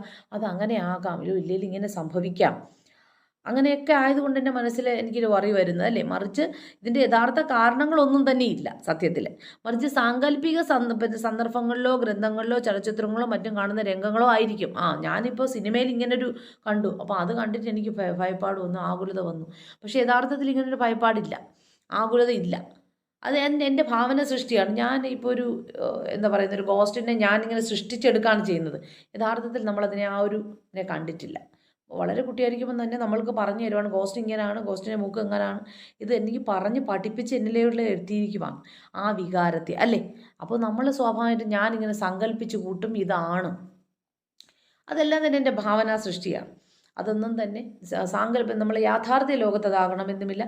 പക്ഷേ അത് ആ വികാരം എന്നിൽ കാണും. മനസ്സിലാകുന്നല്ലോ. അപ്പോൾ ചലച്ചിത്രങ്ങളും മറ്റും ഒക്കെ തന്നെ ഞാൻ കാണുന്നതായിരിക്കും. ആകുലതയുടെ ചോദകം സ്റ്റിമുലസ് സാങ്കല്പികമായതിനാൽ കുട്ടിക്ക് സങ്കല്പിക്കാനുള്ള ശേഷി വികസിച്ച ശേഷമേ അത് പ്രത്യക്ഷപ്പെടുത്തുള്ളൂ. ഈ വറി കുട്ടികൾ നമ്മളൊരു നവജാത ശിശുവിൽ ഈ വറി വരത്തില്ല. കാര്യം അവൻ്റെ ഈ ചോദകം അവനിലെത്തി അവൻ സങ്കല്പിച്ചെടുക്കാനുള്ള ഒരു ഏജ് വന്നിട്ടില്ല. അപ്പോൾ എപ്പോഴാണോ അവൻ്റെ സാങ്കല്പികമായിട്ടുള്ള രീതിയിലേക്കൊക്കെ അവനൊരു കുട്ടി ഇമാജിനറി ലോകത്തൊക്കെ അവൻ പോകുന്നത്, അപ്പോഴേ ഈ വറി എന്നറിയപ്പെടുന്ന വികാരം അവനിലേക്ക് വരത്തുള്ളൂ അല്ലേ, അത് പ്രത്യക്ഷപ്പെടുത്തുള്ളൂ. പ്രായമുള്ള കുട്ടികൾക്ക് ഉള്ളതായി പറയുന്ന പല ഭയങ്ങളും ആകുലതകൾ മാത്രമാണ്. ചില പ്രായമുള്ള കുട്ടികൾക്ക് ചില വറീസ് വരാറുണ്ട്. അത് നമ്മൾ എന്താ ചെയ്യുന്നത്, അവൻ്റെ ആകുലതയാണ്. അങ്ങനെ മേ ബി സംഭവിച്ചോ ഇല്ല. അപ്പോൾ അവിടെ ഇപ്പോഴും തന്നെ അവൻ ഭയപ്പാട് വരും, ഇങ്ങനെ സംഭവിക്കാം, ഇനി ഞാനന്ന് എന്ത് ചെയ്യും ഇങ്ങനെ സംഭവിച്ചാൽ. അത്തരത്തിലുള്ള ആകുലതകൾ അപ്പോൾ ഇതെന്താ പറയുന്നത്, അപ്പോൾ നിങ്ങൾ മനസ്സിലാക്കിയിരിക്കുക, ഇവിടുത്തെ ചോദകം തികച്ചും സാങ്കല്പികമാണ്, ഇമാജിനറാണ്, ഒരു സൃഷ്ടിയാണ്, യഥാർത്ഥമല്ല അല്ലേ. അപ്പോൾ ആകുലതകൾ സാധാരണ യുക്തിരഹിതവും സംഭവിക്കാൻ പോകുന്നതിനെക്കുറിച്ചുള്ള അതിശയോക്തി നിറഞ്ഞ ഭാവനയുടെ ബലവുമാണ്. അത് ഒരു യുക്തി നിറഞ്ഞതാണ്, അതിശയോക്തി നിറഞ്ഞതാണ്, അല്ലെങ്കിൽ അതൊരു യുക്തിരഹിതമാണ്. അപ്പോൾ യുക്തിക്ക് നിരക്കുന്നതാണോ ഞാൻ ആലോചിച്ച് വയ്ക്കുന്നത്? അല്ല, അങ്ങനെയൊന്നും സംഭവിക്കണമെന്നില്ല. അതൊക്കെ തന്നെ എൻ്റെ മനസ്സിലുണ്ടാകുന്ന കുറച്ച് സൃഷ്ടിയായിരിക്കും. ഇങ്ങനെയൊക്കെ സംഭവിക്കാം, ഇല്ലെങ്കിൽ ഇങ്ങനെ സംഭവിച്ചാൽ ഞാൻ എന്ത് ചെയ്യും, ഇല്ല ഇതൊന്നും പ്രാക്ടിക്കലായിട്ട് സംഭവിക്കണമെന്നില്ല. പക്ഷെ ഞാനും മനഞ്ഞു കൂട്ടി എടുക്കും ചില കഥകളെയും മറ്റും എന്നുള്ളതേ ഉള്ളൂ. അപ്പോൾ ഇവയിൽ മിക്കവതും ഗൃഹവുമായും വിദ്യാലയവുമായും ബന്ധപ്പെട്ട്. കാര്യം ഗൃഹാന്തരശയത്തിൽ എൻ്റെ അമ്മ എനിക്ക് വളരെ കുഞ്ഞു കുട്ടിയായിരിക്കുമ്പോൾ ഇത് എന്നെ പഠിപ്പിച്ചിരുന്നു, അതെൻ്റെ മനസ്സിലുണ്ട്. അപ്പോൾ ആ ഒരു വികാരം എന്നിൽ നിന്ന് പോകത്തില്ല, മായത്തേ ഇല്ല, അതിങ്ങനെ കിടക്കും. പിന്നെ വിദ്യാലയത്തിലൂടെയും കുടുംബാംഗങ്ങളിലൂടെയും ആരോഗ്യത്തെക്കുറിച്ചും രക്ഷയെക്കുറിച്ചുമുള്ള ആകുലതകളും പരീക്ഷയെക്കുറിച്ചും ശിക്ഷയെക്കുറിച്ചുമുള്ള ആകുലത എന്ന് വെച്ചാൽ ഒരു കുട്ടി ആകുലത വരുന്നത് എങ്ങനെ, ഉത്കണ്ഠയിലേക്ക് വഴിതെളിക്കാം. അയ്യോ ഞാൻ പരീക്ഷയിൽ ജയിക്കുമോ, ഈ ആകുലത അസ്വസ്ഥജനകമാകാം, അല്ലെങ്കിൽ നിഷേധാത്മക രൂപത്തിൽ വരാം. ചിലത് പോസിറ്റീവായിട്ടും വരാം. മനസ്സിലാകുന്നല്ലോ. പരീക്ഷയെക്കുറിച്ചും പരീക്ഷയിൽ ഞാൻ തോറ്റുപോയാൽ എന്നെ ടീച്ചർ അടിക്കും, ശിക്ഷിക്കും. അത് അങ്ങനെ ഞാൻ അല്ല, എൻ്റെ ലക്ഷ്യം യഥാർത്ഥത്തിൽ ഈ പരീക്ഷയിൽ തോറ്റിട്ട് കാര്യമുണ്ടോ? ഒന്നുമില്ല. പരീക്ഷയിൽ തോക്കുമ്പോൾ എനിക്ക് മറ്റുള്ളവരുടെ മുന്നിൽ ഞാൻ നാണം കെടും എന്നൊരു വികാരം എന്നിൽ വരും. യഥാർത്ഥത്തിൽ നമ്മൾ കുട്ടികളെ ഒരു പോസിറ്റീവ് മൈൻഡുള്ള കുട്ടികളെ നമ്മളെങ്ങനെ വളർത്തിയെടുക്കേണ്ടിട്ടുള്ളത്? ഇല്ല, ഒരു കുഴപ്പവുമില്ല. എന്തിനാ വെക്കുന്നത്? ഈ പരീക്ഷ പോകണമെങ്കിൽ പോട്ടെ, നമുക്ക് അടുത്ത പരീക്ഷയിൽ നമ്മൾ ജയിക്കും. എന്താണ് നമുക്ക് എടുക്കേണ്ടത്? എനിക്ക് 0 മാർക്ക് കിട്ടി, ഞാനിനി എന്ത് ചെയ്യും? എൻ്റെ മറ്റുള്ളവരുടെ മുന്നിൽ ഞാൻ നാണം കെട്ടും, പിന്നെ ഞാനിനി എന്ത് ചെയ്യും, അല്ലേ? ഇതൊക്കെയാണ് എനിക്കുണ്ടാകുന്ന ആ ആകുലത. ഇല്ലെങ്കിൽ ഇന്നെ ടീച്ചർ ഇനി മറ്റുള്ളവരുടെ മുന്നിൽ എന്നെ എങ്ങനെ ചിത്രീകരിക്കും, ഞാൻ നാണം കെടും, പിന്നെ എനിക്ക് 0 മാർക്കാണ് കിട്ടിയിട്ടുള്ളത്, ഇങ്ങനെയൊക്കെ ഞാനങ്ങ് ചിന്തിക്കും, അല്ലേ? എനിക്ക് ഇമ്പോസിഷൻ തരും, ഇല്ലെങ്കിൽ എന്നെ അടിക്കും, ഒത്തിരി വലിയ അല്ലെ? അതെല്ലാം ഈ നിങ്ങൾ ശ്രദ്ധിച്ചു, അടി എന്ന് പറയുന്നത് നമുക്ക് സ്വാഭാവികമായിട്ട് നമുക്ക് ഉണ്ടാവത്തില്ല. അടി എന്ന് പറയുന്ന വികാരമൊന്നുമില്ല. അപ്പോൾ സാധാരണ അടിച്ച് നമുക്ക് നോക്കുമോ? ഇല്ല. പക്ഷെ അടി എപ്പോഴാണ് നോക്കുന്നത്? അത് ടീച്ചറിൻ്റെ ദേഷ്യഭാവത്തിൽ നമ്മളെ അടിക്കുകയാണ് ചെയ്യുന്നത്. അപ്പോഴും നമുക്കൊരു എന്താ പറയുന്നത്, നമുക്ക് വേദനയും ആ ടീച്ചറിൻ്റെ വികാരവും വേദനയും എന്നിലുള്ള എല്ലാം കൂടെ കലരുമ്പോൾ നല്ല വേദന വരും. ഇല്ലെങ്കിൽ നമുക്ക് അവിടെ വേദന പോലും വരത്തില്ല. മനസ്സിലായല്ല? ഇതൊക്കെ തന്നെ നമ്മുടെ സൃഷ്ടിയാണ്. ഇവിടുത്തെ സ്റ്റിമുലസ് എന്ന് പറയുന്നത് തികച്ചും സാങ്കല്പികമാണ്. സോ മനസ്സിലാകുന്നുള്ളൂ. അപ്പോൾ ശിക്ഷകളെക്കുറിച്ചുള്ള ആകുലതകളിലൂടെയാണ് സത്യത്തിൽ ഇതെല്ലാം വരുന്നത് എന്ന് അപ്പോൾ നമ്മളെപ്പോഴും കുട്ടികളെ വളർത്തുന്ന സമയത്ത് പോസിറ്റീവായിട്ടുള്ള ആറ്റിറ്റ്യൂഡായിട്ട് നമ്മളിങ്ങനെ വളർത്തിയെടുക്കുക എന്നുള്ളതാണ് നമുക്ക് പ്രാധാന്യം. സോ അപ്പോൾ എന്താണെന്ന് മനസ്സിലായി. ഇനി വരുന്നത് കോപം അഥവാ ആങ്കറാണ്. അപ്പോൾ നമ്മൾ 2 കാര്യങ്ങൾ പഠിച്ചു. ഒന്ന് വൈകാരികതയിൽ വളരെ പ്രാധാന്യപ്പെട്ടിട്ടുള്ള ഒരു വികാരമായിട്ടുള്ള ഭയത്തെക്കുറിച്ചും, സെക്കൻഡ് ആകുലതയെക്കുറിച്ചും പഠിച്ചു. ഇനി വരുന്ന കോപം, ആങ്കർ. സോ ഒരു വ്യക്തി തൻ്റെ ഇഷ്ടക്കുറവിൻ്റെ ചൂട്, അല്ലെ, തൻ്റെ ഇഷ്ടക്കുറവിൻ്റെ ചൂട് മറ്റൊരാളിൽ കാണിക്കുന്ന തൻ്റെ കോപത്തിലൂടാണ്. ഒരു വ്യക്തി നേർക്ക് പ്രസരിക്കുന്ന ഒരു അവസ്ഥയാണ്, മറ്റൊരു വ്യക്തിയുടെ നേർക്ക് പ്രസരിക്കുന്ന ഒരു അവസ്ഥയാണ് കോപം എന്ന് പറയുന്നത്. കുറഞ്ഞ തോതിലാകുമ്പോൾ ഒരു ചെറിയ അമർഷം മാത്രമേ നമുക്ക് ഉണ്ടാവത്തുള്ളൂ, മാത്രമായിരിക്കും. അതങ്ങ് പോട്ടെ. എന്നാൽ കടുത്ത നിലവാരത്തിലെത്തുമ്പോൾ അത് അരിശം, റേഞ്ചിലേക്ക് വഴിതെളിക്കാം. കുട്ടിയോട് സാധാരണയായി കോപിഷ്ഠരാകുന്നത്, അല്ല, ഒരു കുട്ടി എടുക്കുകയാണെങ്കിൽ അവൻ സാധാരണയായിട്ട് കോപിഷ്ഠരായി കാണപ്പെടുന്നത് എപ്പോഴായിരിക്കും? തൻ്റെ സ്വതന്ത്ര പ്രവർത്തനങ്ങൾ മറ്റുള്ളവർ ഇടപെടുക, അല്ലേ? സന്നാഹങ്ങൾക്കും തൻ്റെ സ്വതന്ത്ര സന്നാഹങ്ങളിലും തൻ്റെ സ്വതന്ത്ര പ്രവർത്തനങ്ങൾ മറ്റുള്ളവർ ഇടപെടുക, തൻ്റെ സ്വതന്ത്ര പ്രവർത്തനങ്ങൾ തടസ്സമുണ്ടാക്കുക, തൻ്റെ ആഗ്രഹങ്ങളെ നിഷേധിപ്പിക്കുക തുടങ്ങിയ സാഹചര്യങ്ങളിലാണ് ഒരു കുട്ടി സാധാരണഗതിയിൽ ഈ കോപം പ്രകടിപ്പിക്കുന്നത് മറ്റുള്ളവരിൽ. ഈ തന്നിലെ കോപത്തിന് ജനകമാക്കുന്ന ആ വ്യക്തി എന്നെ എന്തൊക്കെയോ തടസ്സം നിർത്തുന്നു, അതുകൊണ്ടാണ് ഞാൻ ആ വ്യക്തിയുടെ അടുത്ത് കോപം പ്രകടിപ്പിക്കുന്നത്. വിവിധ വികസന ഘട്ടങ്ങളിൽ കോപം പ്രകടമാകും, അല്ല, വിവിധ എന്ന് വെച്ചാൽ കുട്ടിയായിരിക്കുമ്പോഴുള്ള കോപം പോലെയാണ് നമ്മൾ മുതിർന്നവർ കാണുന്ന കോപം അല്ല. അപ്പോൾ വിവിധ വികസന ഘട്ടങ്ങളിൽ കോപം പ്രകടമാകുന്നത് വ്യത്യസ്ത തലത്തിലായിരിക്കും. അപ്പോൾ നമുക്കറിയാം, നമ്മളൊരു കുഞ്ഞിനെ എടുക്കുകയാണെങ്കിൽ ഇവിടെ ഒരു മുല കുടിക്കാൻ അനുവദിക്കാതിരുന്നപ്പോൾ, മുല കുടിക്കാൻ അനുവദിക്കാതിരിക്കുമ്പോൾ ശിശു കരയുകയോ നിലവിളിക്കുകയോ ഒക്കെ ചെയ്യും, കൈകാലിട്ടടിക്കുകയോ ഒക്കെ ചെയ്യും. അതൊരു കുഞ്ഞു കുട്ടിയായിരിക്കുമ്പോൾ അവൻ്റെ എന്താ പറയുന്നത്, അവൻ്റെ കോപം അവൻ പ്രകടിപ്പിക്കുന്നത് ഇങ്ങനെയായിരിക്കും. കരയും, കൈകാലിട്ടടിക്കും, അല്ല, ഇങ്ങനെയൊക്കെ ആയിരിക്കും കാണിക്കുന്നത്. പിന്നെ ഇനി ബാല്യകാലം എത്തുമ്പോൾ സ്വന്തം താല്പര്യങ്ങൾ നിഷേധിച്ചാൽ കുട്ടി തൊഴിക്കുകയും സാധനങ്ങൾ എടുത്തെറിയുകയും ഒക്കെ ചെയ്യും. ഇനി ബാല്യകാലത്ത് എത്തുമ്പോൾ അവിടെ നമ്മൾ തടസ്സം നിൽക്കും, നീ പോകണ്ട, അല്ലെങ്കിൽ എന്തിനാ പോകുന്നത്, ഇല്ലെങ്കിൽ ആ ഒരു കളിപ്പാട്ടം എടുക്കണ്ട, അല്ലെങ്കിൽ പഠിക്കുന്ന പറയുമ്പോൾ അവൻ നമ്മളുടെ അടുത്ത് എങ്ങനെ കാണിക്കുന്നത്, അവൻ എന്ത് ചെയ്യും, അവിടെ ഇരിക്കുന്ന പാത്രങ്ങളൊക്കെ എടുത്തെറിയാം, ഇല്ലെങ്കിൽ അവൻ്റെ കളിപ്പാട്ടങ്ങളൊക്കെ എടുത്തെറിയാം. ഇങ്ങനെ ആയിരിക്കും അവൻ്റെ, അല്ലേ? ഇല്ലെങ്കിൽ എൻ്റെ അടുത്ത് നിൽക്കുന്ന തൻ്റെ മറ്റൊരു കൂട്ടുകാരനെ അടിച്ച് തള്ളിയിടാം, തൊഴിക്കും. ഇങ്ങനെ ആയിരിക്കും അവൻ്റെ ഈ കോപം പ്രകടിപ്പിക്കുന്നത്. ഇനി പ്രായപൂർത്തിയായ ആളുടെ ആസൂത്രിത പ്രവർത്തനങ്ങളെ തടസ്സപ്പെടുത്തുമ്പോൾ കോപം നിരൂപണയുള്ളയോ അല്ലെങ്കിൽ ആക്രമണ പ്രവണതയുള്ളതയോ. ഇനി ഒരു പ്രായപൂർത്തിയാകുന്ന ഒരു വ്യക്തിയുടെ സ്വതന്ത്ര പ്രവർത്തനങ്ങളെ ഒക്കെ തന്നെ തടസ്സം നിൽക്കുകയാണെങ്കിൽ അവനിൽ ഉണ്ടാകുന്ന കോപം എങ്ങനെയുള്ളതായിരിക്കും? അക്രമോത്സുകമായി തീരാം, അല്ല, അക്രമ പ്രവണതയിലൂടെ ആയിരിക്കാം അത് പ്രകടിതമായി കാണുന്നത്. പറഞ്ഞാൽ മനസ്സിലാവും. അപ്പോൾ ഇത് ഇങ്ങനെ വിവിധ തലങ്ങൾ, ഇപ്പോൾ ഓരോരോ തലങ്ങളിലെത്തുമ്പോൾ നമ്മളിൽ നിന്നുണ്ടാകുന്ന കോപത്തിൻ്റെ വിവിധ തലങ്ങളാണ് നമ്മളിവിടെ കാണുന്നത്. പ്രായപൂർത്തിയാകുമ്പോൾ എന്തുണ്ടാകുന്നത്? അതൊരു അക്രമോത്സുകമായിട്ടുള്ള രംഗത്തേക്ക് അവനെ കൊണ്ടെത്തിക്കാം, അല്ലേ? മനസ്സിലാവുന്നല്ലോ. ഇനി വരുന്നത് ടെമ്പറാണ്. ടെമ്പർ ടാറ്റൂം എന്ന് പറയുമ്പോഴത്തേക്ക് കലിതുള്ളലാണ്. അപ്പോൾ ടെമ്പർ അഥവാ കലിതുള്ളൽ എന്നാൽ ഏത് പ്രായത്തിലുള്ളവർക്കും വ്യക്തി സ്വന്തം ആഗ്രഹങ്ങൾ നേടിയെടുക്കുവാൻ വേണ്ടി ഏർപ്പെടുന്ന വൈകാരിക വ്യവഹാരങ്ങളെയാണ് എന്തെന്നറിയപ്പെടുന്ന കലിതുള്ളൽ. അപ്പോൾ സ്വന്തം ആഗ്രഹം നേടിയെടുക്കാൻ വേണ്ടി ഏർപ്പെടുന്ന വൈകാരികമായിട്ടുള്ള വ്യവഹാരങ്ങളെ വിളിക്കുന്ന പേരാണ് എന്തെന്നറിയപ്പെടുന്നത്? കലിതുള്ളൽ എന്നറിയപ്പെടുന്നത്. മനസ്സിലായല്ലോ. ശിശുവിനെ വികാര നിയന്ത്രണം പരിശീലിപ്പിച്ചില്ല എങ്കിൽ, ഒരു ശിശുവിനെ നമ്മൾ വികാര നിയന്ത്രണം എപ്പോഴും പഠിപ്പിക്കേണ്ട അത്യാവശ്യമാണ്. ഇല്ലെങ്കിൽ കലിതുള്ളും. അല്ല, സ്വാഭാവികമാണ്. കുട്ടിയെയാണ് ഞാൻ പറയുന്നത്. പരിശീലിപ്പിച്ചില്ല എങ്കിൽ കാര്യസാധ്യത്തിന് വേണ്ടി ജീവിതകാലം മുഴുവനും ഈ തന്ത്രം അവന് കലിതുള്ളും. കാര്യം എന്താ? അവൻ്റെ ലക്ഷ്യം എന്താ? എനിക്ക് ഇന്ന സാധനം എനിക്ക് വേണം. അതിന് വേണ്ടിയിട്ട് അവന് പലതരത്തിൽ അവൻ്റെ കലിതുള്ളൽ പ്രയോഗങ്ങൾ കാണിക്കും. അപ്പം നമ്മൾ എന്ത് ചെയ്യും? അവൻ കലിതുള്ളുമ്പോൾ തന്നെ നമ്മൾ ആ ഒരു കാര്യം സാധിച്ചു കൊടുക്കും. അപ്പോൾ എന്ത് ചെയ്യും? ഇത് ഇവന് വച്ചിരിക്കും. കാര്യം എനിക്ക് ഏത് സന്ദർഭത്തിലും ഞാൻ ഇതുപോലെ പെരുമാറിക്കഴിഞ്ഞാൽ എനിക്ക് ആ സാധനം കിട്ടും. അപ്പോൾ അതുകൊണ്ട് തന്നെ അവൻ്റെ ഈ കാര്യസാധ്യത്തിന് വേണ്ടിയിട്ട് ജീവിതകാലം മുഴുവൻ ഈ തന്ത്രം അവൻ പ്രയോഗിച്ചെന്നവരും എല്ലാ പ്രായത്തിൽപ്പെട്ടവരും ഈ വികാര വിക്ഷോഭം പ്രകടിപ്പിക്കാറുണ്ട് എങ്കിലും നമ്മുടെ പരിപക്വത അല്ലെങ്കിൽ നമ്മുടെ പരിപക്വതയുടെ ഘട്ടത്തിൽ എത്തുമ്പോഴത്തേക്കും കൂടുന്തോറും വ്യക്തി വേഗത്തിൽ ക്ഷോഭത്തിൽ അടിമപ്പെടാം. ഒരു ക്ഷോഭത്തിലേക്ക് എത്താം. ഈ കലിതുള്ളൊരു ക്ഷോഭാവസ്ഥയിലേക്ക് നമ്മൾ നിന്ന് വരാം. കായികവും മാനസികവുമായ ചില സാഹചര്യങ്ങൾ നമ്മുടെ കോപത്തിന് കാരണവുമാകാം. അത് ചിലപ്പോൾ ശാരീരികപരമായിട്ടുള്ള കാര്യങ്ങൾ കൊണ്ടായിരിക്കാം, അല്ലെങ്കിൽ ചില മാനസികപരമായിട്ടുള്ള ചില കാര്യങ്ങൾ കൊണ്ട് നമുക്ക് എന്തിലേക്ക് വഴിതെളിക്കാം? ഈ കലിതുള്ളൽ അല്ലെങ്കിൽ നമ്മുടെ ക്ഷോഭത്തിലേക്ക് നമുക്ക് കോപിഷ്ഠരായി തീരാം. മനസ്സിലാവുന്നല്ലോ എന്നുള്ളതാണ് ഈ കലിതുള്ളൽ കൊണ്ടുവരുന്നത്. ഇനി കോപം ഉണർത്താൻ നേരിട്ട് കാരണക്കാരാകാത്ത വ്യക്തികളുടെ നേർക്ക് നമ്മൾ കാണിക്കുന്ന കോപം, അതിനെയാണ് ആദേശിത കോപം എന്നറിയപ്പെടുന്നത്. അപ്പോൾ കോപം ഉണർത്താൻ നേരിട്ട് കാരണക്കാരാകാതെ വ്യക്തികളുടെ നേർക്ക് നാം കാണിക്കുന്ന കോപം ആദേശിത കോപം, ഡിസ്പ്ലേസ്ഡ് ആങ്കർ എന്നറിയപ്പെടുന്നു. അച്ഛനമ്മമാരുടെ ശിക്ഷ ഏറ്റുവാങ്ങുന്ന ചില കുട്ടികൾ ഇളയവരെ അടിച്ചെന്ന് വരാം. അവ എന്തിനാ ഇത് നേരിട്ട് ഈ ഇളയ കുട്ടി കാരണക്കാരനാണോ? അല്ല, എങ്കിലും ഞാൻ അടിക്കും. കാര്യം എന്നെ ഇവിടെ അടിച്ചതാരാ? എൻ്റെ അച്ഛനും അമ്മയും എന്നെ അടിച്ചു, അല്ലെങ്കിൽ എൻ്റെ അച്ഛൻ എന്നെ അടിച്ചു. അപ്പം ഞാൻ തീരെച്ച അച്ഛൻ്റെ അടുത്ത് കാണിക്കാൻ കഴിയത്തില്ല എനിക്ക്. പിന്നെ ഞാൻ ആരടുത്താണ് കാണിക്കുന്നത്? എൻ്റെ അനിയൻ്റെ അടുത്താണ് കാണിക്കുന്നത്. പിന്നെ ഒരു കോപം അടുത്ത വരുന്ന അച്ഛനമ്മമാരോട് ക്ഷോഭിക്കാനാവാത്തതിനാൽ എളുപ്പം എന്ന് പറയുന്നത് എന്താ? എൻ്റെ ഇളയ കുട്ടികളോട് കാണിക്കുന്നു.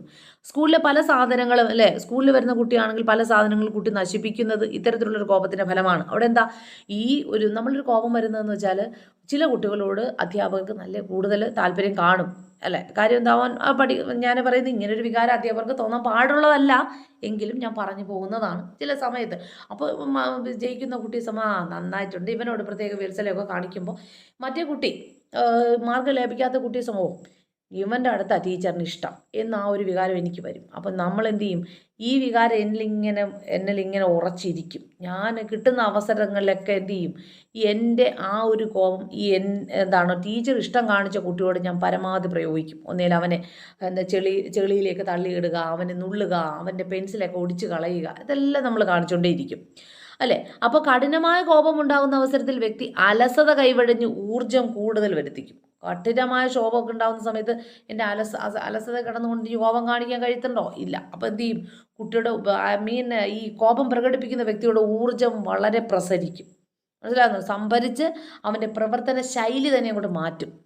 അപ്പോൾ ഇതൊക്കെയാണ് നമ്മൾ കഠിനമായ കോപത്തിലൂടെ നമുക്കിവിടെ എന്ത് ചെയ്യുന്നത് കാണാൻ കഴിയുന്നത്. എന്ന് വെച്ചാൽ മറ്റൊരു കോപം എന്ന് വെച്ചാൽ നിങ്ങൾക്ക് തന്നെ അറിയാം. അല്ല, ഇത്തരത്തിൽ നമ്മുടെ കലിതുള്ളൽ എന്ന് പറയുന്നത് നമ്മുടെ വീട്ടിൻ്റെ ഇളയ കുട്ടിയെ കാണുമ്പോൾ മൂത്ത കുട്ടികൾക്കുണ്ടാവുന്ന കലിതുള്ളൽ അല്ലേ, അത് നേരിട്ട് കാണിക്കാൻ കഴിയത്തില്ല. ചിലപ്പോൾ അച്ഛനമ്മമാരോട് കാണിക്കുന്ന ആ ഒരു അച്ഛനമ്മമാരോട് ഇവനെ കാണിച്ചത് ഇവൻ ഇളയ കുട്ടികളോട് കാണിക്കും അല്ലേ. അപ്പോൾ ഇതൊക്കെ തന്നെ ഇങ്ങനെയുള്ള വികാരങ്ങളെല്ലാം തന്നെ ഈ കലിതുള്ളൽ ക്ഷോഭത്തിൽ പിന്നെ എന്തിലേക്ക് വഴിതെളിക്കും? ക്ഷോഭത്തിലേക്ക് വഴിതെളിക്കാം. ദെൻ വരുന്നത് അസൂയ അഥവാ ഈർഷ്യയെക്കുറിച്ചിട്ടാണ്. ഇനി അസൂയ അഥവാ ഈർഷ്യയെക്കുറിച്ചിട്ട് പറയുകയാണെങ്കിൽ, ഇഷ്ടപ്പെട്ട വ്യക്തിയുടെ മനസ്സിൽ തനിക്കുണ്ടായിരുന്ന സ്ഥാനമോ വിലയേറിയ മറ്റെന്തെങ്കിലോ തന്നിൽ നിന്ന് മറ്റൊരാൾ കവർന്നെടുത്തു എന്ന് വിശ്വസിക്കുന്ന പലരും ഉണ്ടാവും. അപ്പോൾ ഇവിടെയാണല്ലോ അസൂയ വരുന്നത് അഥവാ ഈർഷ്യ ഉണ്ടാവുന്നത്. അപ്പോൾ വ്യക്തിക്കുണ്ടാകുന്ന ഒരു മാനസികമായ അസ്വസ്ഥതയാണ് ഈർഷ്യ. ഇത് വിഷാദത്തിനും പല അപസമയോജനത്തിനും കാരണക്കാരായി മാറാം ഈ കുട്ടി. അപ്പോൾ എന്ന് പറഞ്ഞാൽ നമ്മൾ അസൂയയെക്കുറിച്ച് പറയുകയാണെങ്കിൽ സാധാരണഗതിയിൽ ഈർഷ്യ നമുക്ക് കാണപ്പെടുന്നത് ഒരു എക്സാമ്പിൾ ഞാൻ പറയുകയാണെങ്കിൽ നമ്മൾ ഈ അസൂയ ഉണ്ടാകുന്നത് നമ്മുടെ ഇളയ കുട്ടി ഒരു വീട്ടിൽ ഇളയ കുട്ടി ജനിക്കുമ്പോഴത്തേക്കും മൂത്ത കുട്ടി ഇളയ കുട്ടിയോട് അസൂയ ഉണ്ടാവാം അല്ലേ. എൻ്റെ സ്ഥാനത്ത് ഇപ്പം അവൻ വന്നല്ലോ. അപ്പോൾ അങ്ങനെ വരുമ്പോഴത്തേക്കും എന്ത് ചെയ്യും? പലതരത്തിലുള്ള വികാരങ്ങളായിരിക്കും കാണിക്കുന്നു.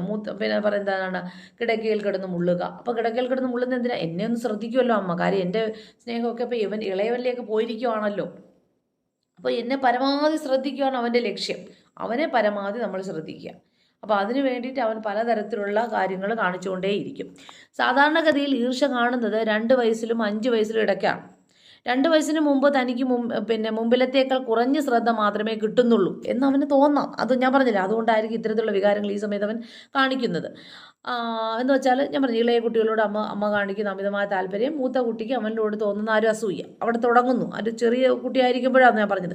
2 വയസ്സാവുന്നതോടെ ഈ വ്യത്യാസം കുട്ടിയുടെ ശ്രദ്ധയിൽപ്പെടുന്നെന്ന് മാത്രമല്ല, അമ്മ കുഞ്ഞിനെ കൂടുതൽ ശ്രദ്ധിക്കുന്നത് അവൻ്റെ നിസ്സഹായത ഓർത്താണെന്നും അല്ലാതെ തന്നോടുള്ള വാത്സല്യക്കുറവ് കൊണ്ടല്ലെന്നും അവൻ മനസ്സിലാക്കി തുടങ്ങുന്നു. 2 വയസ്സ് വരെ അങ്ങനല്ല അവന് തോന്നുന്നത്. 2 വയസ്സ് കഴിയുമ്പോഴത്തേക്കും ഈ അമ്മ എത്രയും സമയം എന്നെ നോക്കാതെ അവനെ തന്നെ നോക്കുന്നത് എന്താ എന്നുള്ളത് കാര്യം അവൻ മനസ്സിലാവും. പിന്നെ ഇവൻ ഇളയ കുട്ടിയുടെ ദേഷ്യം കാണത്തില്ല. അതെന്തുകൊണ്ടെന്ന് വെച്ചാൽ അവന് എന്നെക്കാട്ടിലും ശ്രദ്ധ വേണ്ടി വരുന്നൊരു സമയമാണ്. കാര്യം അവന് എന്നെപ്പോലെ ഒന്നും കാര്യങ്ങളൊന്നും ചെയ്യാനൊന്നും കഴിയത്തില്ല. അപ്പോൾ അതുകൊണ്ട് തന്നെ അമ്മയ്ക്ക് അവനോട് താല്പര്യം കാണിച്ചേ കഴിയത്തുള്ളൂ, ഇല്ലാതെ എന്നോടുള്ള ഇഷ്ടക്കുറവ് കൊണ്ടല്ല അമ്മ അങ്ങനെ കാണിക്കുന്നത് എന്ന് മനസ്സിലാക്കാനുള്ളൊരു ബോധം, ഒരു പക്വത അവനിലേക്ക് വന്നു തുടങ്ങുന്നു. അപ്പോൾ തന്നോടുള്ള വാത്സല്യക്കുറവ് കൊണ്ടൊന്നും അല്ല കേട്ടോ അമ്മ അവനോട് മൂത്തമ്മനോട് സ്നേഹം കാണിക്കുന്നത് എന്നൊരു വികാരത്തിലേക്ക് അവൻ എത്തിച്ചേരുന്നു. മനസ്സിലാകുന്നു? അങ്ങനെ ഒരു പക്വത ആ കുട്ടിയിലേക്ക് അവൻ വരുന്നു. ഇതിനാണ് അസൂയ അഥവാ ഈർഷ്യ എന്നറിയപ്പെടുന്നത്. എന്നാൽ ഈ 5 വയസ്സാകുന്നതോടെ കുട്ടിയുടെ താല്പര്യങ്ങൾ വിശാലമാകുന്നു. അവ സമവയസ്കാരെന്ന് വെച്ചാൽ എനിക്ക് ഇനിയിപ്പോൾ ഈ ഒരു കാര്യമൊന്നും അമ്മയുടെയും ആ ഒരു സ്നേഹമൊന്നും എനിക്കിനിയിപ്പോൾ വേണ്ട. കാര്യം എനിക്കിനി എൻ്റെ മറ്റൊരു ഘട്ടത്തിലേക്ക് ഞാൻ എത്തി. ഇനി ചങ്ങാത്തം കൂടി തുടങ്ങുന്നു. പിയർ ഗ്രൂപ്പിനോട് ഞാൻ എടുത്തു. കാര്യം അവരുടെ ഇടയിൽ കൂട്ടം കൂടുക, കളിക്കുക, ഇതിനൊക്കെ ആയിരിക്കും എനിക്ക് കൂടുതൽ സമയം വേണ്ടി വരുന്നിട്ടുള്ളത്. എല്ലാ കാര്യത്തിലും മുതിർന്നവരെ ആശ്രയിക്കേണ്ടി എനിക്കിനി വരുന്നില്ല. അവർ സ്വന്തമായിട്ടൊക്കെ അങ്ങ് ചെയ്തു തുടങ്ങും. അല്ലേ, അച്ഛനമ്മമാരിൽ നിന്ന് പഴയ പോലെ എനിക്ക് ശ്രദ്ധ വേണ്ടതാനും അല്ലേ, ഇനി അധികം ശ്രദ്ധ ഒന്നും അമ്മയ്ക്ക് വേണ്ടി ഞാൻ തന്നെ ചെയ്യും. പല്ല് തേക്കും, ബാക്കി എല്ലാ കൃത്യങ്ങളും ഞാൻ ചെയ്തും, ഡ്രസ്സ് ഞാൻ സ്വന്തമായിട്ട് ഇടും. ഇനിയിപ്പോൾ അമ്മ എന്നെ നോക്കിയില്ലെങ്കിലും കുഴപ്പമൊന്നുമില്ല എന്നൊരു തലത്തിൽ അവൻ എത്തിച്ചേരും. ഈ കാരണത്താൽ ക്രമേണ ഈർഷ്യ അങ്ങോട്ട് മാഞ്ഞു പോയി. ഈർഷ്യയുടെ കാര്യത്തിൽ വലിയ വ്യക്തിവ്യത്യാസങ്ങൾ, പിന്നെ ഈർഷ്യയിൽ അസൂയയിൽ വ്യക്തിവ്യത്യാസങ്ങളും കാണാൻ കഴിയും. ഉയർന്ന ബുദ്ധിശക്തിയുള്ള കുട്ടികൾക്കാണ് ഈർഷ്യ വളരെ കൂടുതൽ. പെൺകുട്ടികൾക്ക് ആൺകുട്ടികളെക്കാൾ അധികം അസൂയ ഉണ്ടാകുമെന്ന് നമുക്ക് കാണാം. നമുക്ക് ഏറ്റവും മൂത്ത കുട്ടി ഇളയവരേക്കാൾ കൂടുതൽ ഈർഷ്യ കാണിക്കുന്നു എന്താണെന്നല്ല. അപ്പം ബുദ്ധി കൂടുതലുള്ള കുട്ടികളിലാണ് എന്താ പറയുന്നത്, ഈ അസൂയ കൂടുതലായിട്ട് കാണാൻ കഴിയുന്നത്. സാധാരണ കുട്ടികൾക്കും സാധാരണ നിലവാരത്തിൽ അങ്ങ് പോകും. മീൻസ് അസൂയ എന്ന് പറയപ്പെടുന്ന വികാരം ഏറ്റവും അധികം കാണിക്കുന്ന എവിടെയാണെന്ന് പറയുന്നത് ഉയർന്ന ബുദ്ധിശക്തിയുള്ള കുട്ടികളിലായിരിക്കും. മനസ്സിലാകുന്നു? ഇതുകൂടി നിങ്ങൾക്ക് മനസ്സിലാക്കേണ്ടതാണ്. ഇനി വരുന്ന പ്രിയത്തെക്കുറിച്ചാണ്, അഥവാ അഫക്ഷനെ കുറിച്ചിട്ടാണ് നമ്മൾ പഠിക്കേണ്ടത്. ആരോടെങ്കിലും ഇഷ്ടം തോന്നുന്ന ഒരു വികാരമാണ് പ്രിയം. അപ്പോൾ സാമൂഹികമായി ചെറിയ ഉത്തേജകം ഉണ്ടാകുമ്പോൾ മാത്രം സ്വയം ഉണരുന്ന ഒരു പ്രതികരണ വ്യവഹാരമാണ് സ്വയം ഉത്തേജകം. നമുക്ക് സ്റ്റിമുലസ് ഉണ്ടാവണം, എങ്കിൽ മാത്രമേ ആ പ്രിയം വരത്തുള്ളൂ. ഈ തുടക്കത്തിൽ തൻ്റെ ആവശ്യങ്ങൾ ശ്രദ്ധിക്കുന്നവരോടും കൂടെ കളിക്കുന്നവരോടും അല്ലേ, തനിക്ക് ആനന്ദവും സംതൃപ്തിയും തരുന്നവരോടൊക്കെ ആയിരിക്കും എനിക്ക് ആ ഒരു പ്രിയം, അഫെക്ഷൻ എനിക്ക് തോന്നുന്നത്. ശിശുക്കൾക്ക് സ്വന്തം പരിസ്ഥിതിയോടുള്ള എല്ലാവരോടും സ്ത്രീ പുരുഷ ഭേദമെന്നേ പ്രായവ്യത്യാസമെന്നേ നോക്കാതെ ഈ വികാരം ശിശുക്കൾ കാണിക്കും. കാര്യം അവൻ ആരാണോ അവൻ്റെ ഒരു സന്തോഷം ജനകമായ അസ്വസ്ഥത അല്ല, അവൻ്റെ മാതാവ്, മാതാവിനോടായിരിക്കും അവൻ ഏറ്റവും കൂടുതൽ അഫെക്ഷൻ തോന്നുന്നത് ഒരു ശിശുവിന്. കാര്യം എന്താ, മാതാവിൽ നിന്നാണ് അവൻ ഏറ്റവും കൂടുതൽ വാത്സല്യവും കൊഞ്ചലും ഒക്കെ തന്നെ കിട്ടുന്നത്. അപ്പോൾ പ്രിയം, പിന്നെ നമ്മൾ വരുമ്പോൾ പ്രിയം മനുഷ്യരോട് മാത്രമല്ല, തന്നോട് സ്നേഹം കാണിക്കുന്ന മൃഗങ്ങളോടും ജീവനില്ലാത്ത വസ്തുക്കളോടൊക്കെ തന്നെ പിന്നെ തൻ്റെ പ്രിയം, അഫെക്ഷൻ താൻ കാണിക്കാൻ തുടങ്ങും. ഇതാണ് പ്രിയം എന്നറിയപ്പെടുന്ന ഒരു വികാരം, അഥവാ അഫെക്ഷൻ എന്നറിയപ്പെടുന്നത്. അപ്പോൾ ഈ പ്രിയം എന്ന് പറയുന്നത് ആരോടെങ്കിലും ഇഷ്ടം തോന്നുന്ന ഒരു വികാരമാണ് പ്രിയം. സാമൂഹികമായ ചെറിയ ഉത്തേജകം ഉണ്ടാകുമ്പോൾ, സാമൂഹികമായിട്ട് നമ്മുടെ ചെറിയമായിട്ടൊരു സ്റ്റിമുലസ് ഉണ്ടാകുമ്പോൾ തന്നെ നമുക്ക് സ്വയം ഉണരുന്നൊരു പ്രതികരണം അല്ലേ. ഉത്തേജകം എന്ന് വെച്ചാൽ തന്നെ ഇഷ്ടപ്പെടുന്ന ഒരു സമൂഹമുണ്ട്, തന്നെ ഇഷ്ടപ്പെടുന്നു. അപ്പോൾ അതിനോട് തന്നെ താൻ ആ ഒരു സൊസൈറ്റിയോട് താൻ ഉത്തേജകമാകും അല്ലേ. അല്ലെങ്കിൽ തന്നോട് ഇഷ്ടപ്പെടുന്ന ആ ഒരു സമൂഹത്തിനോട് തൻ്റെ പ്രതികരണം എങ്ങനെ ആയിരിക്കും, വളരെ നന്നായിരിക്കും. തുടക്കത്തിൽ തൻ്റെ ആവശ്യങ്ങൾ ശ്രദ്ധിക്കപ്പെടുന്നവരോടും തന്നോട് കളിക്കുന്നവരോടും തന്നോട് ആനന്ദകരമായിട്ടിരിക്കുന്നവരോടൊക്കെ തന്നെ എൻ്റെ പ്രിയം ഞാൻ വളരെ ആനന്ദകരമായത്, എനിക്കും അവരോടുള്ള വികാരം ആനന്ദമായിരിക്കും.